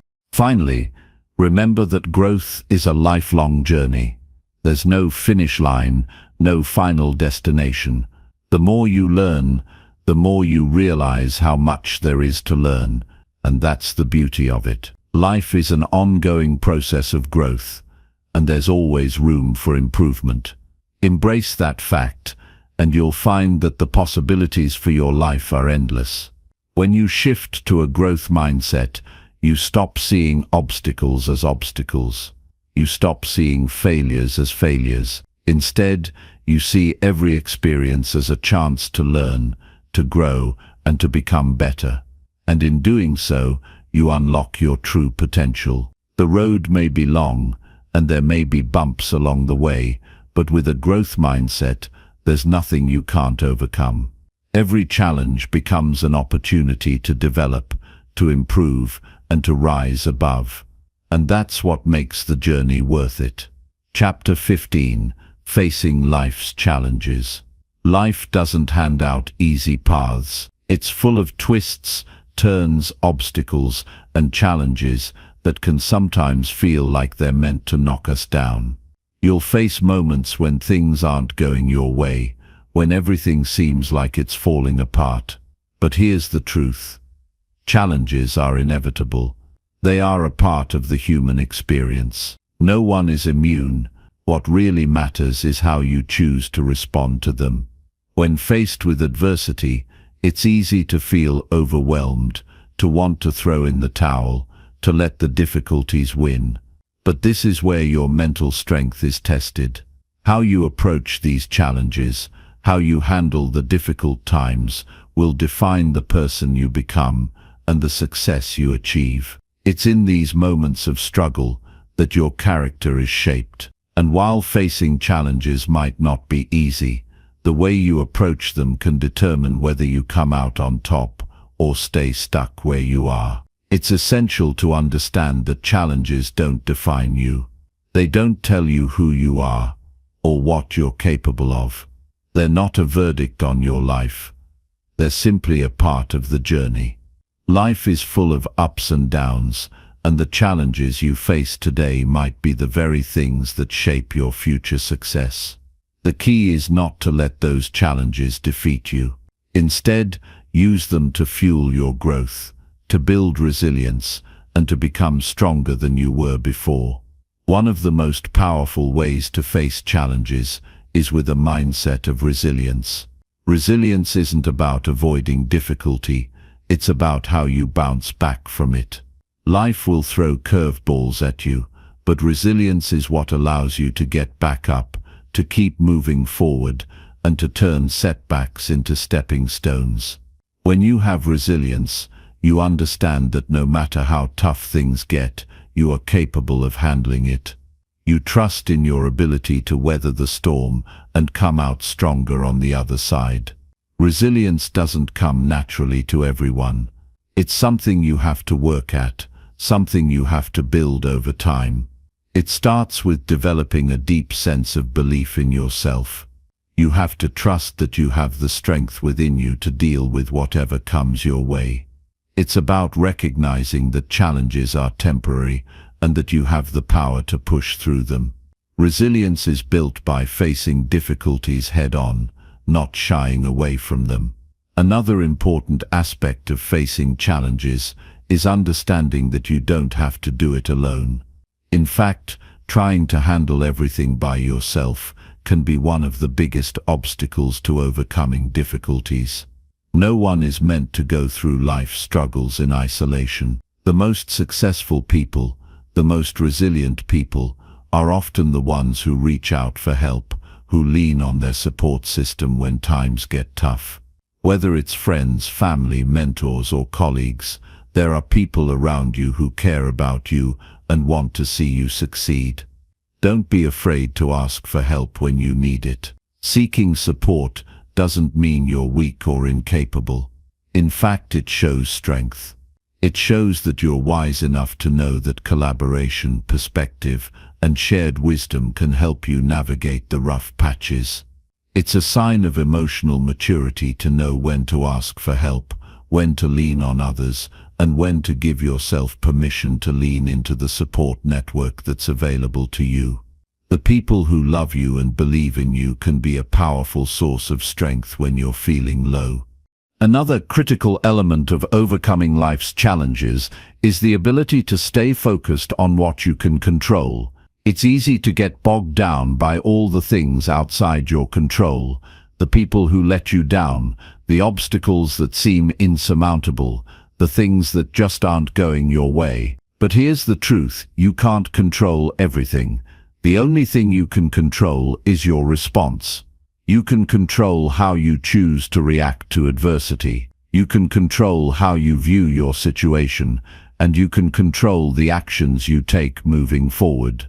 This is where your mental strength comes into play. It's about learning to let go of what's outside your control and focusing on what you can influence. This doesn't mean you ignore the challenges you're facing, but it does mean you approach them with a clear mind and a focused heart. You take responsibility for your own actions and decisions. You make the conscious choice to keep moving forward, one step at a time, even when it feels hard. One of the most important things to remember when facing challenges is that they are not permanent. Nothing lasts forever. No matter how bad things seem in the moment, they will eventually pass. This doesn't mean that the road ahead will be easy or that everything will magically get better, but it does mean that you're not stuck. Every challenge, every setback, every tough moment is just one chapter in your story. And when you face them with the right attitude, when you approach them with resilience, they will become stepping stones toward the next phase of your journey. When you encounter a setback or a challenge, it's easy to feel discouraged, to question whether or not you're on the right path. But remember, success is never linear. It's not a straight line from where you are now to where you want to be. Success is about taking those setbacks and turning them into comebacks. It's about recognizing that the struggles you face today are the things that will make your victory tomorrow even sweeter. It's about seeing challenges as opportunities to learn and grow, to develop new skills and strategies, and to gain wisdom that will serve you in the future. Think about it this way: if you never faced any challenges, you would never know your true strength. You would never learn what you're capable of. It's through facing challenges that we discover just how resilient we are. It's in those moments of difficulty that we build the mental toughness that carries us through life. So instead of wishing for an easy life, embrace the challenges that come your way. Recognize that they're shaping you, building you, and preparing you for the future you're meant to create. It's also worth remembering that success isn't about avoiding failure. In fact, failure is often the best teacher you'll ever have. When things go wrong, it's not the end of the world. It's an opportunity to learn, to adjust, and to try again. The key to overcoming life's challenges is to keep going, even when things don't go as planned. It's about picking yourself up, dusting yourself off, and using what you've learned to keep moving forward. In the end, facing life's challenges is about mindset. It's about deciding, in each moment, that you are stronger than your struggles. It's about choosing to see challenges as opportunities, to view failure as a lesson, and to understand that every difficulty is temporary. The more you face your challenges head-on, the more resilient you become, and the closer you get to the life you want to build. Life may not always be easy, but you have the power to face whatever comes your way. The key is to never give up, to always keep moving forward, and to trust that you have everything it takes to overcome life's challenges and emerge victorious. Chapter 16. Emotional Regulation Techniques. Emotions are a part of being human. They're powerful forces that can shape our experiences, influence our decisions, and impact how we interact with the world around us. But here's something you may not always realize. While you can't control the emotions you feel, you can control how you respond to them. That's where emotional regulation comes in. Emotional regulation isn't about suppressing or ignoring your feelings. It's not about pretending everything's fine when it's not. In fact, trying to bottle up emotions can lead to bigger problems down the road.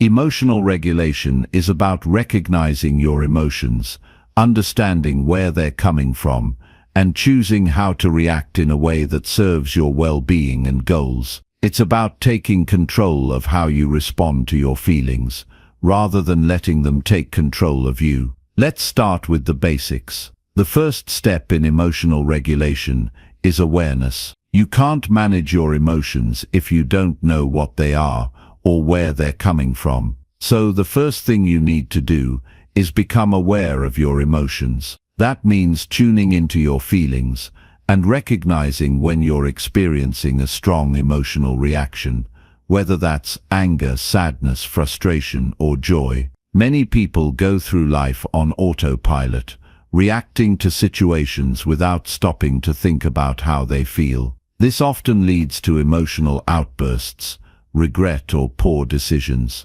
But when you take a moment to check in with yourself and ask, "What am I feeling right now?" you create space for self-awareness. It's like stepping back from the situation and taking a deep breath before reacting. When you can identify your emotions, you gain the ability to choose how to respond, rather than simply reacting in the heat of the moment. The next part of emotional regulation is understanding the cause of your emotions. Emotions are often triggered by external events, something someone said, a situation you're facing, or even just a thought that popped into your mind. But emotions can also be influenced by your internal beliefs and past experiences. Sometimes, a feeling of anger or frustration might be linked to an old wound or a past experience that hasn't fully healed. In these cases, it's important to understand that your emotional response might not always be about the present moment, but about something deeper. Once you've identified your emotions and understood where they're coming from, the next step is to pause. This is where the magic happens. It's so easy to let emotions take over and make impulsive decisions. You get angry and lash out. You feel anxious and avoid the situation altogether. But if you can train yourself to pause, to take a step back before reacting, you give yourself the opportunity to choose your response. In those moments of emotional intensity, try asking yourself a few key questions. What is this emotion telling me? What is the best response in this situation? How do I want to feel after this moment passes? These questions can help you gain perspective and distance from your emotions, allowing you to respond thoughtfully rather than react impulsively. Another powerful technique for emotional regulation is breathing. Deep, slow breaths can help calm your nervous system and bring you back to a state of balance. When emotions are running high, your body often goes into fight or flight mode, triggering a physical response like increased heart rate, shallow breathing, and tension. By focusing on your breath, you can help counteract this physical response and return to a calmer state. Try this simple technique next time you're feeling overwhelmed. Inhale deeply for a count of 4, hold for 4, and exhale for 4. Repeat a few times, and you'll notice the tension start to melt away. In addition to breathing, there are other strategies you can use to regulate your emotions. One of the most effective is reframing. Reframing is the practice of changing the way you look at a situation. For example, let's say you get an email that frustrates you. Instead of getting upset, try to reframe the situation. Ask yourself, what's the other side of this? What could I learn from this experience? Reframing helps you shift your perspective and view the situation in a more constructive way. Rather than reacting with anger or frustration, you approach the situation with a sense of curiosity and openness. Another powerful technique is mindfulness. Mindfulness is the practice of being fully present in the moment without judgment. It's about observing your thoughts, feelings, and bodily sensations without getting caught up in them. When you practice mindfulness, you become more aware of your emotional reactions and are better able to manage them.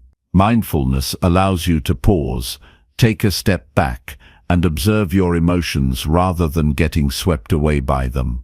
You can practice mindfulness through meditation, but it's also something you can incorporate into everyday life.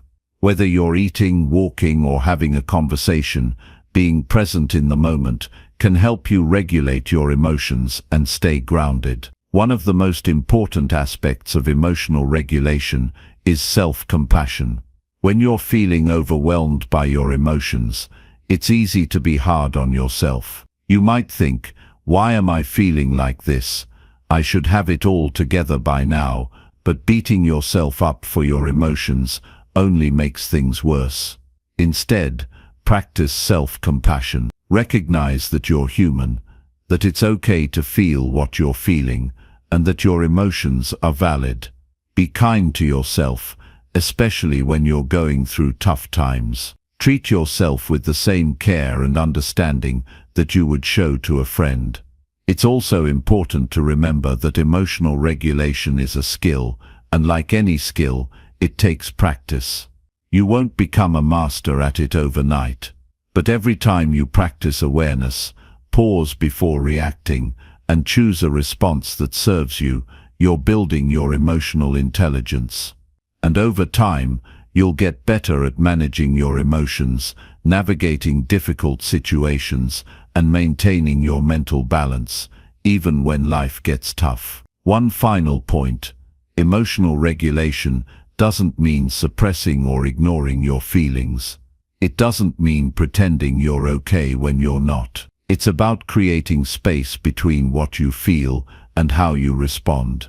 It's about choosing responses that align with your values, goals, and the person you want to be. Emotional regulation allows you to experience your emotions fully without letting them take control of you. It's about being in the driver's seat of your own emotional world, so you can make decisions and take actions that move you closer to the life you want to create. Emotions are powerful, but you have the power to manage them. By practicing emotional regulation, you'll not only improve your ability to cope with difficult situations, but you'll also become more resilient, more mindful, and more in control of your life. So the next time you find yourself caught in an emotional storm, remember you are not your emotions. You are the person who chooses how to respond to them.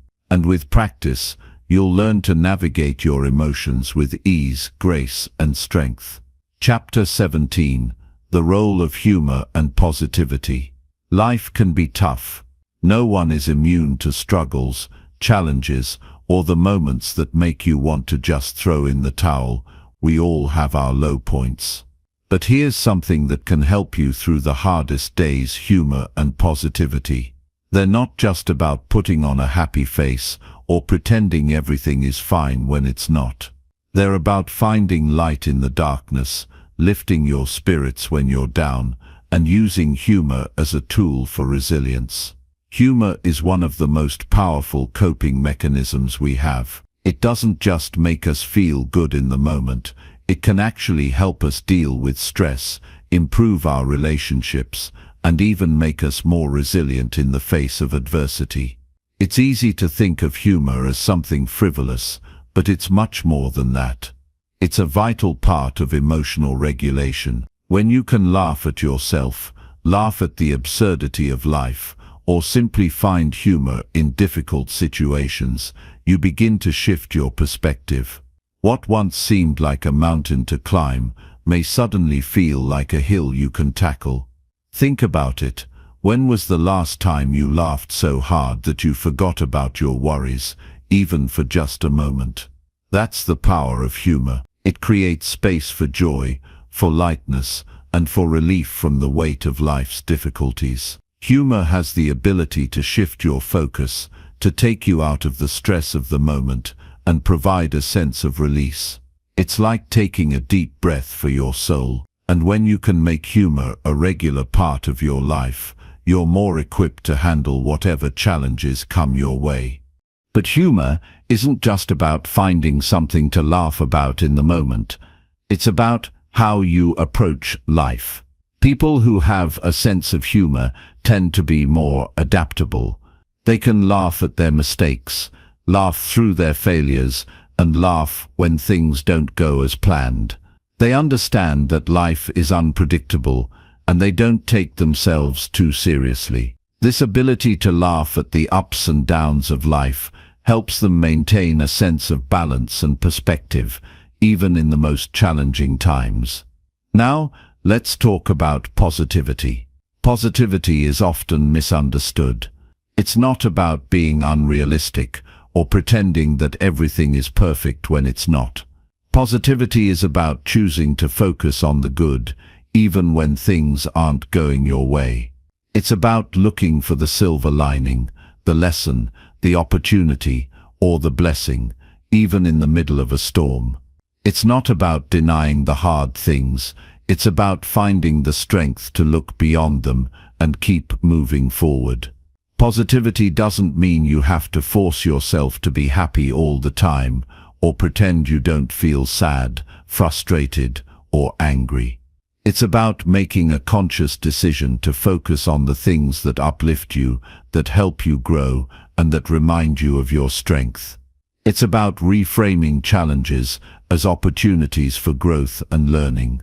It's about choosing to see obstacles as temporary setbacks rather than permanent roadblocks. And most importantly, it's about cultivating an inner belief that no matter what life throws your way, you have the power to overcome it.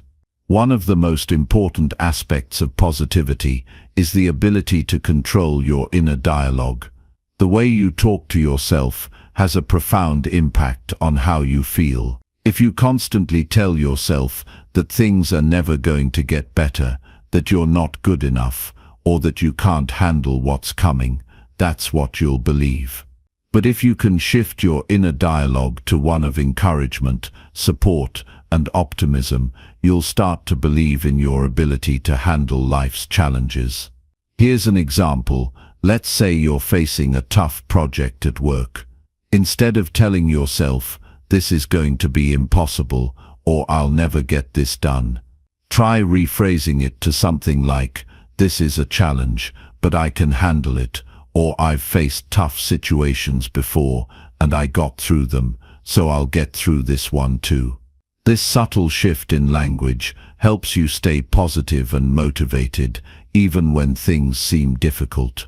The same principle applies to how you view setbacks or mistakes. When things don't go as planned, it's easy to fall into negative thinking, to beat yourself up, or to feel like you've failed. But with positivity, you can see setbacks as learning experiences. You can view mistakes as opportunities to grow, to adjust, and to try again with more knowledge and understanding. Instead of saying, "I messed up," you can say, "I learned something valuable today." This shift in mindset is a powerful tool for maintaining a positive outlook, even when things don't go perfectly. Positivity is also about gratitude. When life feels overwhelming, it can be easy to focus on everything that's going wrong.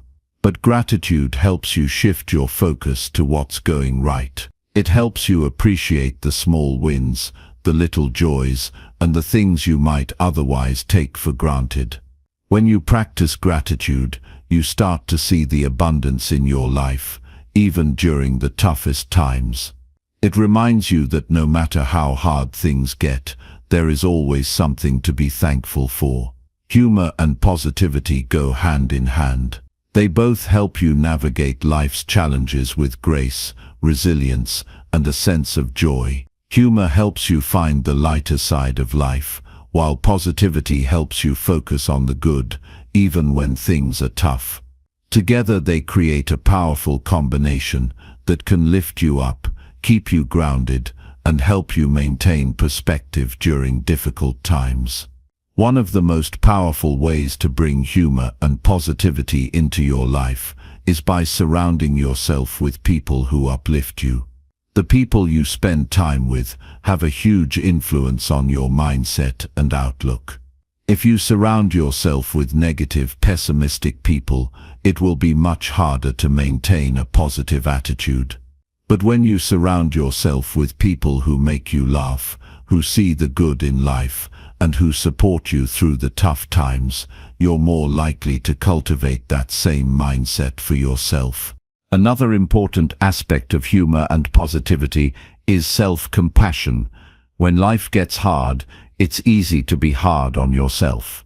You may feel like you're not doing enough, or that you should be handling things better, but humor and positivity can help you be kinder to yourself. You can laugh at your mistakes instead of beating yourself up over them. You can give yourself permission to not be perfect, knowing that you're doing your best. And you can be grateful for the progress you've made, rather than focusing on what you haven't yet achieved. In the end, humor and positivity are powerful tools for building mental strength. They help you face life's challenges with resilience, joy, and a sense of perspective. They remind you that even in the toughest times, you have the power to choose your attitude, to find humor in the situation, and to keep moving forward with optimism. So the next time life feels heavy, take a step back, find something to laugh about, and remind yourself that you are stronger than you think. You've got this. Chapter 18. Reflecting on your journey. We're all on a journey. Some days it feels like we're making huge strides, and other days it seems like we're stuck in place. But no matter where you are, it's important to take a moment to reflect on how far you've come. Reflection isn't about dwelling on the past or beating yourself up over mistakes. It's about looking back, acknowledging your growth, and appreciating everything you've learned along the way. It's a vital part of the process of becoming mentally strong, because reflection helps you understand where you've been, where you are, and where you're going. Often we get so caught up in the hustle of life, in pushing forward toward our goals, that we forget to pause and take stock of everything we've achieved. We're so focused on what's next, what we still need to do, that we overlook how much we've already done. Reflection gives us the opportunity to slow down and appreciate our progress. It's like taking a snapshot of your life in the present moment, so you can see just how far you've come. Think about it. How often do you celebrate your own wins? Not just the big victories, but the small steps forward. Maybe it's the time you pushed through a tough workout, or the day you finally faced your fears. Maybe it's the time you chose not to give up, even when you felt like you couldn't go on. Reflection allows you to recognize and celebrate these moments of growth, because they're the building blocks of your mental strength. One of the most powerful tools for reflection is journaling.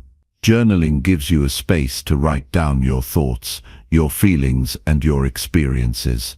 It's a way to process what's happened, to make sense of your emotions, and to track your progress. When you journal, you can ask yourself questions like, what am I proud of today?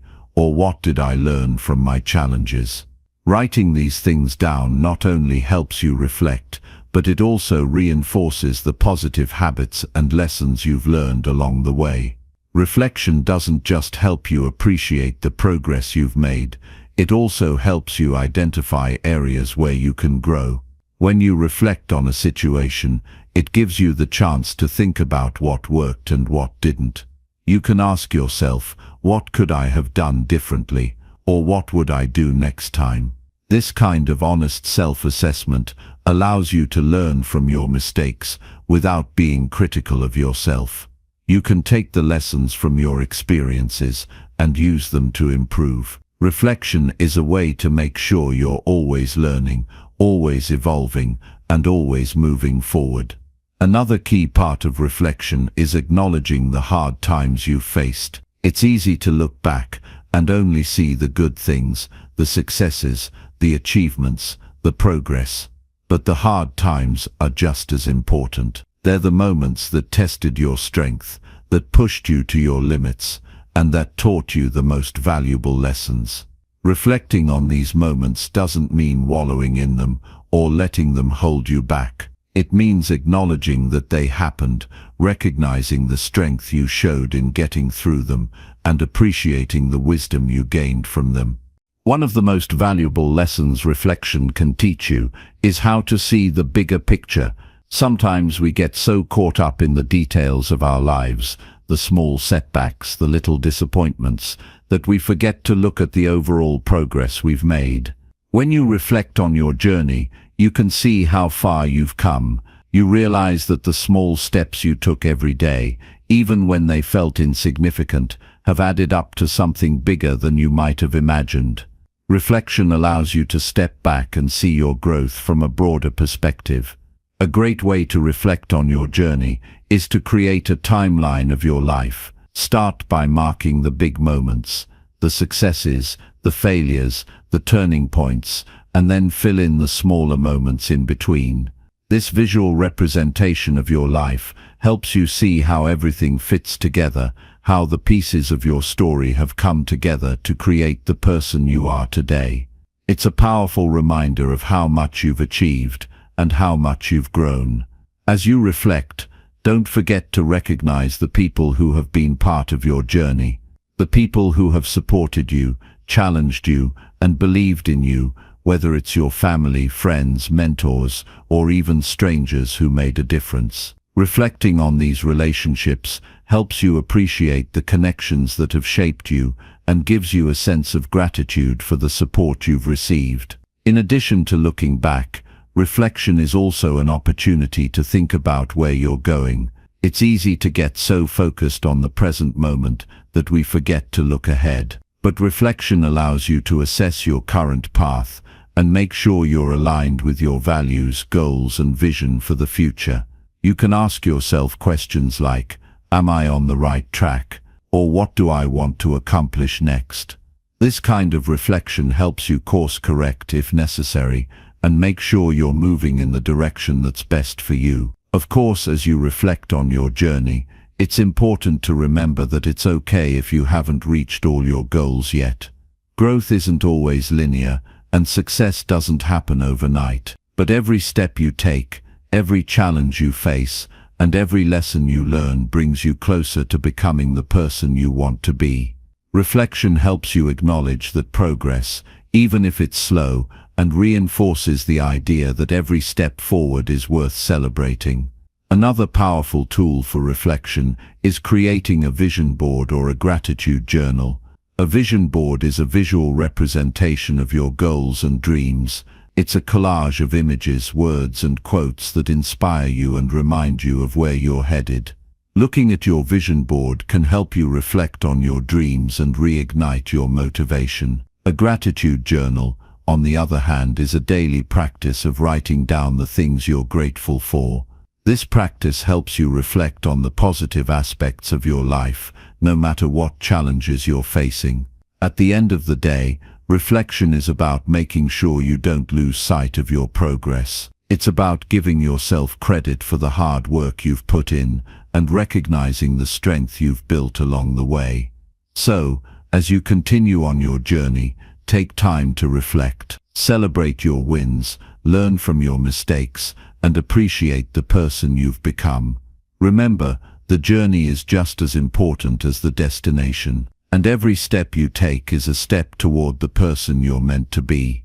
Reflection isn't just a one-time activity, it's something you can make a regular part of your life. Whether it's through journaling, meditation, or simply taking a few minutes each day to check in with yourself, reflection helps you stay grounded and connected to your purpose. It's a tool for growth, for learning, and for creating the life you want to live. So take a moment, pause, and reflect on your journey. You'll be amazed at how much you've accomplished and how much more you're capable of. Chapter 19. Sustaining Mental Strength. It's one thing to build mental strength, it's another to keep it. The road to becoming mentally strong doesn't have a finish line. It's not about hitting a certain point and saying, I've made it. It's about committing to a mindset, habits, and practices that keep you grounded, focused, and resilient over the long haul. Mental strength is not a static achievement, but a lifelong process.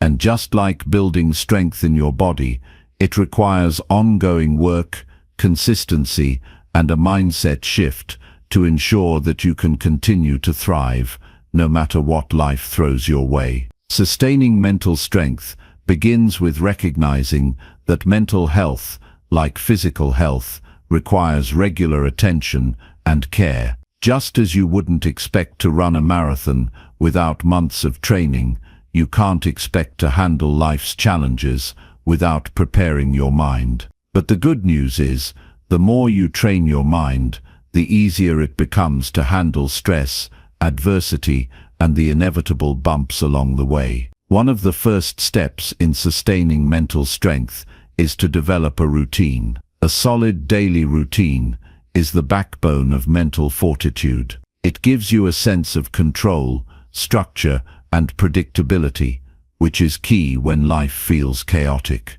Whether it's a morning routine that starts with meditation, a workout, or reading something inspiring, or an evening routine that includes journaling and gratitude, the small practices you incorporate into your day have a powerful impact on your mindset. They set the tone for how you approach each day, and over time, these consistent actions will build the mental resilience you need to handle life's challenges. Part of sustaining mental strength is also about maintaining a sense of purpose. When you know why you do what you do, when you understand your deeper motivations, you're much more likely to push through difficult times. Purpose fuels passion, and passion fuels perseverance. It's the driving force that helps you stay grounded when things get tough. And it can come from many places: your career, your relationships, your personal goals, or even your desire to make a difference in the world. When you connect your daily actions to your larger vision for your life, you create a sense of meaning that helps you navigate setbacks with determination. Another essential aspect of sustaining mental strength is maintaining flexibility. Life is unpredictable, and no matter how strong or prepared you are, there will be moments that throw you off course. The ability to adapt, adjust, and bounce back is one of the most important qualities of mental resilience. It's not about avoiding change or challenges, it's about how you respond to them. Flexibility allows you to roll with the punches, take things in stride, and continue moving forward without losing sight of your goals. Instead of seeing obstacles as setbacks, you begin to view them as opportunities to learn, grow, and adjust your path. One practice that can help you stay flexible is mindfulness. Being mindful means staying present, paying attention to your thoughts and emotions without judgment. It allows you to be aware of how you're feeling in the moment, which is crucial for maintaining mental strength. If you're feeling stressed, anxious, or overwhelmed, mindfulness helps you catch those emotions early before they spiral out of control. It also teaches you to be non-reactive, to take a pause, and to choose how to respond. The more you practice mindfulness, the more you build your mental resilience, because you're better able to handle the ups and downs of life without being thrown off course. Self-compassion is another cornerstone of sustaining mental strength. You might think of self-compassion as being soft on yourself or letting yourself off the hook, but that's not it at all. In fact, self-compassion is one of the most powerful tools for resilience. It's about recognizing that you're human, that you will make mistakes, and that it's okay to not have everything figured out. Self-compassion means treating yourself with the same kindness and understanding that you would offer a close friend. When you give yourself permission to be imperfect, you give yourself the space to grow, learn, and evolve without the pressure of needing to be flawless. It's that balance of pushing yourself to be better while also being kind to yourself when you fall short. Another important element of sustaining mental strength is staying connected to your support network. No one does this alone. Life can be isolating at times, and there will be moments when you feel like you're facing everything on your own, but you don't have to. The people around you, the ones who love you, support you, and have your back, are crucial to your mental resilience. They remind you of your strength, help you stay grounded when you lose sight of your goals, and offer perspective when you feel overwhelmed. Strength doesn't mean shutting yourself off from others. It means leaning on them when you need to, knowing that you don't have to face everything by yourself. Nurturing those relationships and staying connected is a key part of sustaining mental strength. This might mean spending more quality time with loved ones, reaching out when you're feeling down, or building a community of people who uplift and encourage you. Surrounding yourself with supportive, positive people will help you stay on track, even when life gets difficult. It's also important to keep challenging yourself. Mental strength isn't about staying comfortable or avoiding difficulties. It's about continually growing, pushing past your limits, and embracing discomfort. When you challenge yourself, you expand your capacity to handle whatever comes your way. The more you test your limits, the stronger you become. This doesn't mean you should put yourself in harm's way, but it does mean taking on challenges that stretch you, whether that's in your career, relationships, personal development, or physical health. Embrace discomfort because it's the fertile ground where growth happens. Another key to sustaining mental strength is maintaining balance. It's easy to get consumed by one area of your life, work, relationships, health, and forget about the others. But true mental strength comes from creating a balance between all aspects of your life. If you're spending all your time working and none on self-care, or if you're focused entirely on fitness and neglecting your emotional health, it can lead to burnout and imbalance. Make sure you're taking care of your mind, body, and soul in a holistic way so that you don't burn out and lose sight of what really matters. Lastly, keep learning. Growth isn't just about pushing through the hard moments. It's about continuing to evolve, adapt, and expand your knowledge and skills. Lifelong learning is a key part of sustaining mental strength. Whether it's reading books, attending seminars, or learning from your experiences, continuing to challenge your mind helps you stay sharp, resilient, and open to new possibilities. When you're learning and growing, you're less likely to feel stuck or stagnant. You're building a reservoir of knowledge and experience that helps you face any challenge with confidence. Sustaining mental strength is an ongoing process that requires commitment, consistency, and self-awareness. It's about creating a life that supports your mental health, nurturing your relationships, staying flexible, and continuing to learn and grow. It's not about reaching a point where you're done, but about continuously evolving and adapting to life's challenges. Remember, you have the power to build your mental strength, and you also have the power to sustain it for the long haul. Take it one day at a time, stay committed, and know that each step you take strengthens you for whatever lies ahead. Chapter 20. Inspiring others with your journey.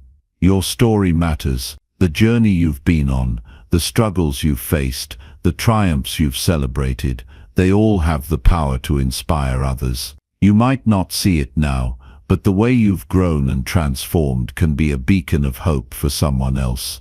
When you share your experiences, when you show others that it's possible to overcome obstacles, find strength in adversity, and live a life full of purpose, you create a ripple effect. The lessons you've learned, the wisdom you've gained, the resilience you've built, it's all valuable, and it can help light the way for someone else who's on their own journey. In the process of becoming mentally strong, you've undoubtedly faced challenges that pushed you to the limit. Maybe you've battled self-doubt, fought through fears, or overcome failures. Every one of those moments is a piece of your story, a chapter in your life that someone else can relate to.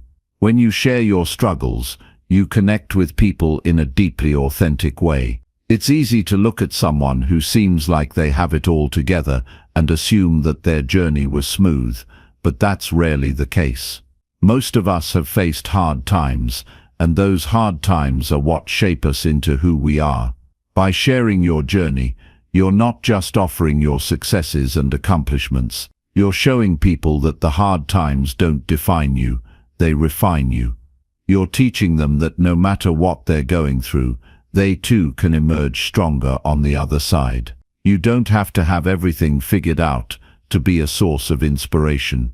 You just have to be willing to share what you've learned along the way, to show that even when things seemed impossible, you kept moving forward. One of the most powerful ways to inspire others is through vulnerability. It's not always easy to be open about our struggles, but when you share the raw, unfiltered truth of your journey, you give others permission to do the same. Vulnerability builds trust, and trust creates connection. People can't relate to perfection, but they can relate to the very human experience of facing difficulties and growing from them. When you show that you're human, just like everyone else, you become more relatable and approachable.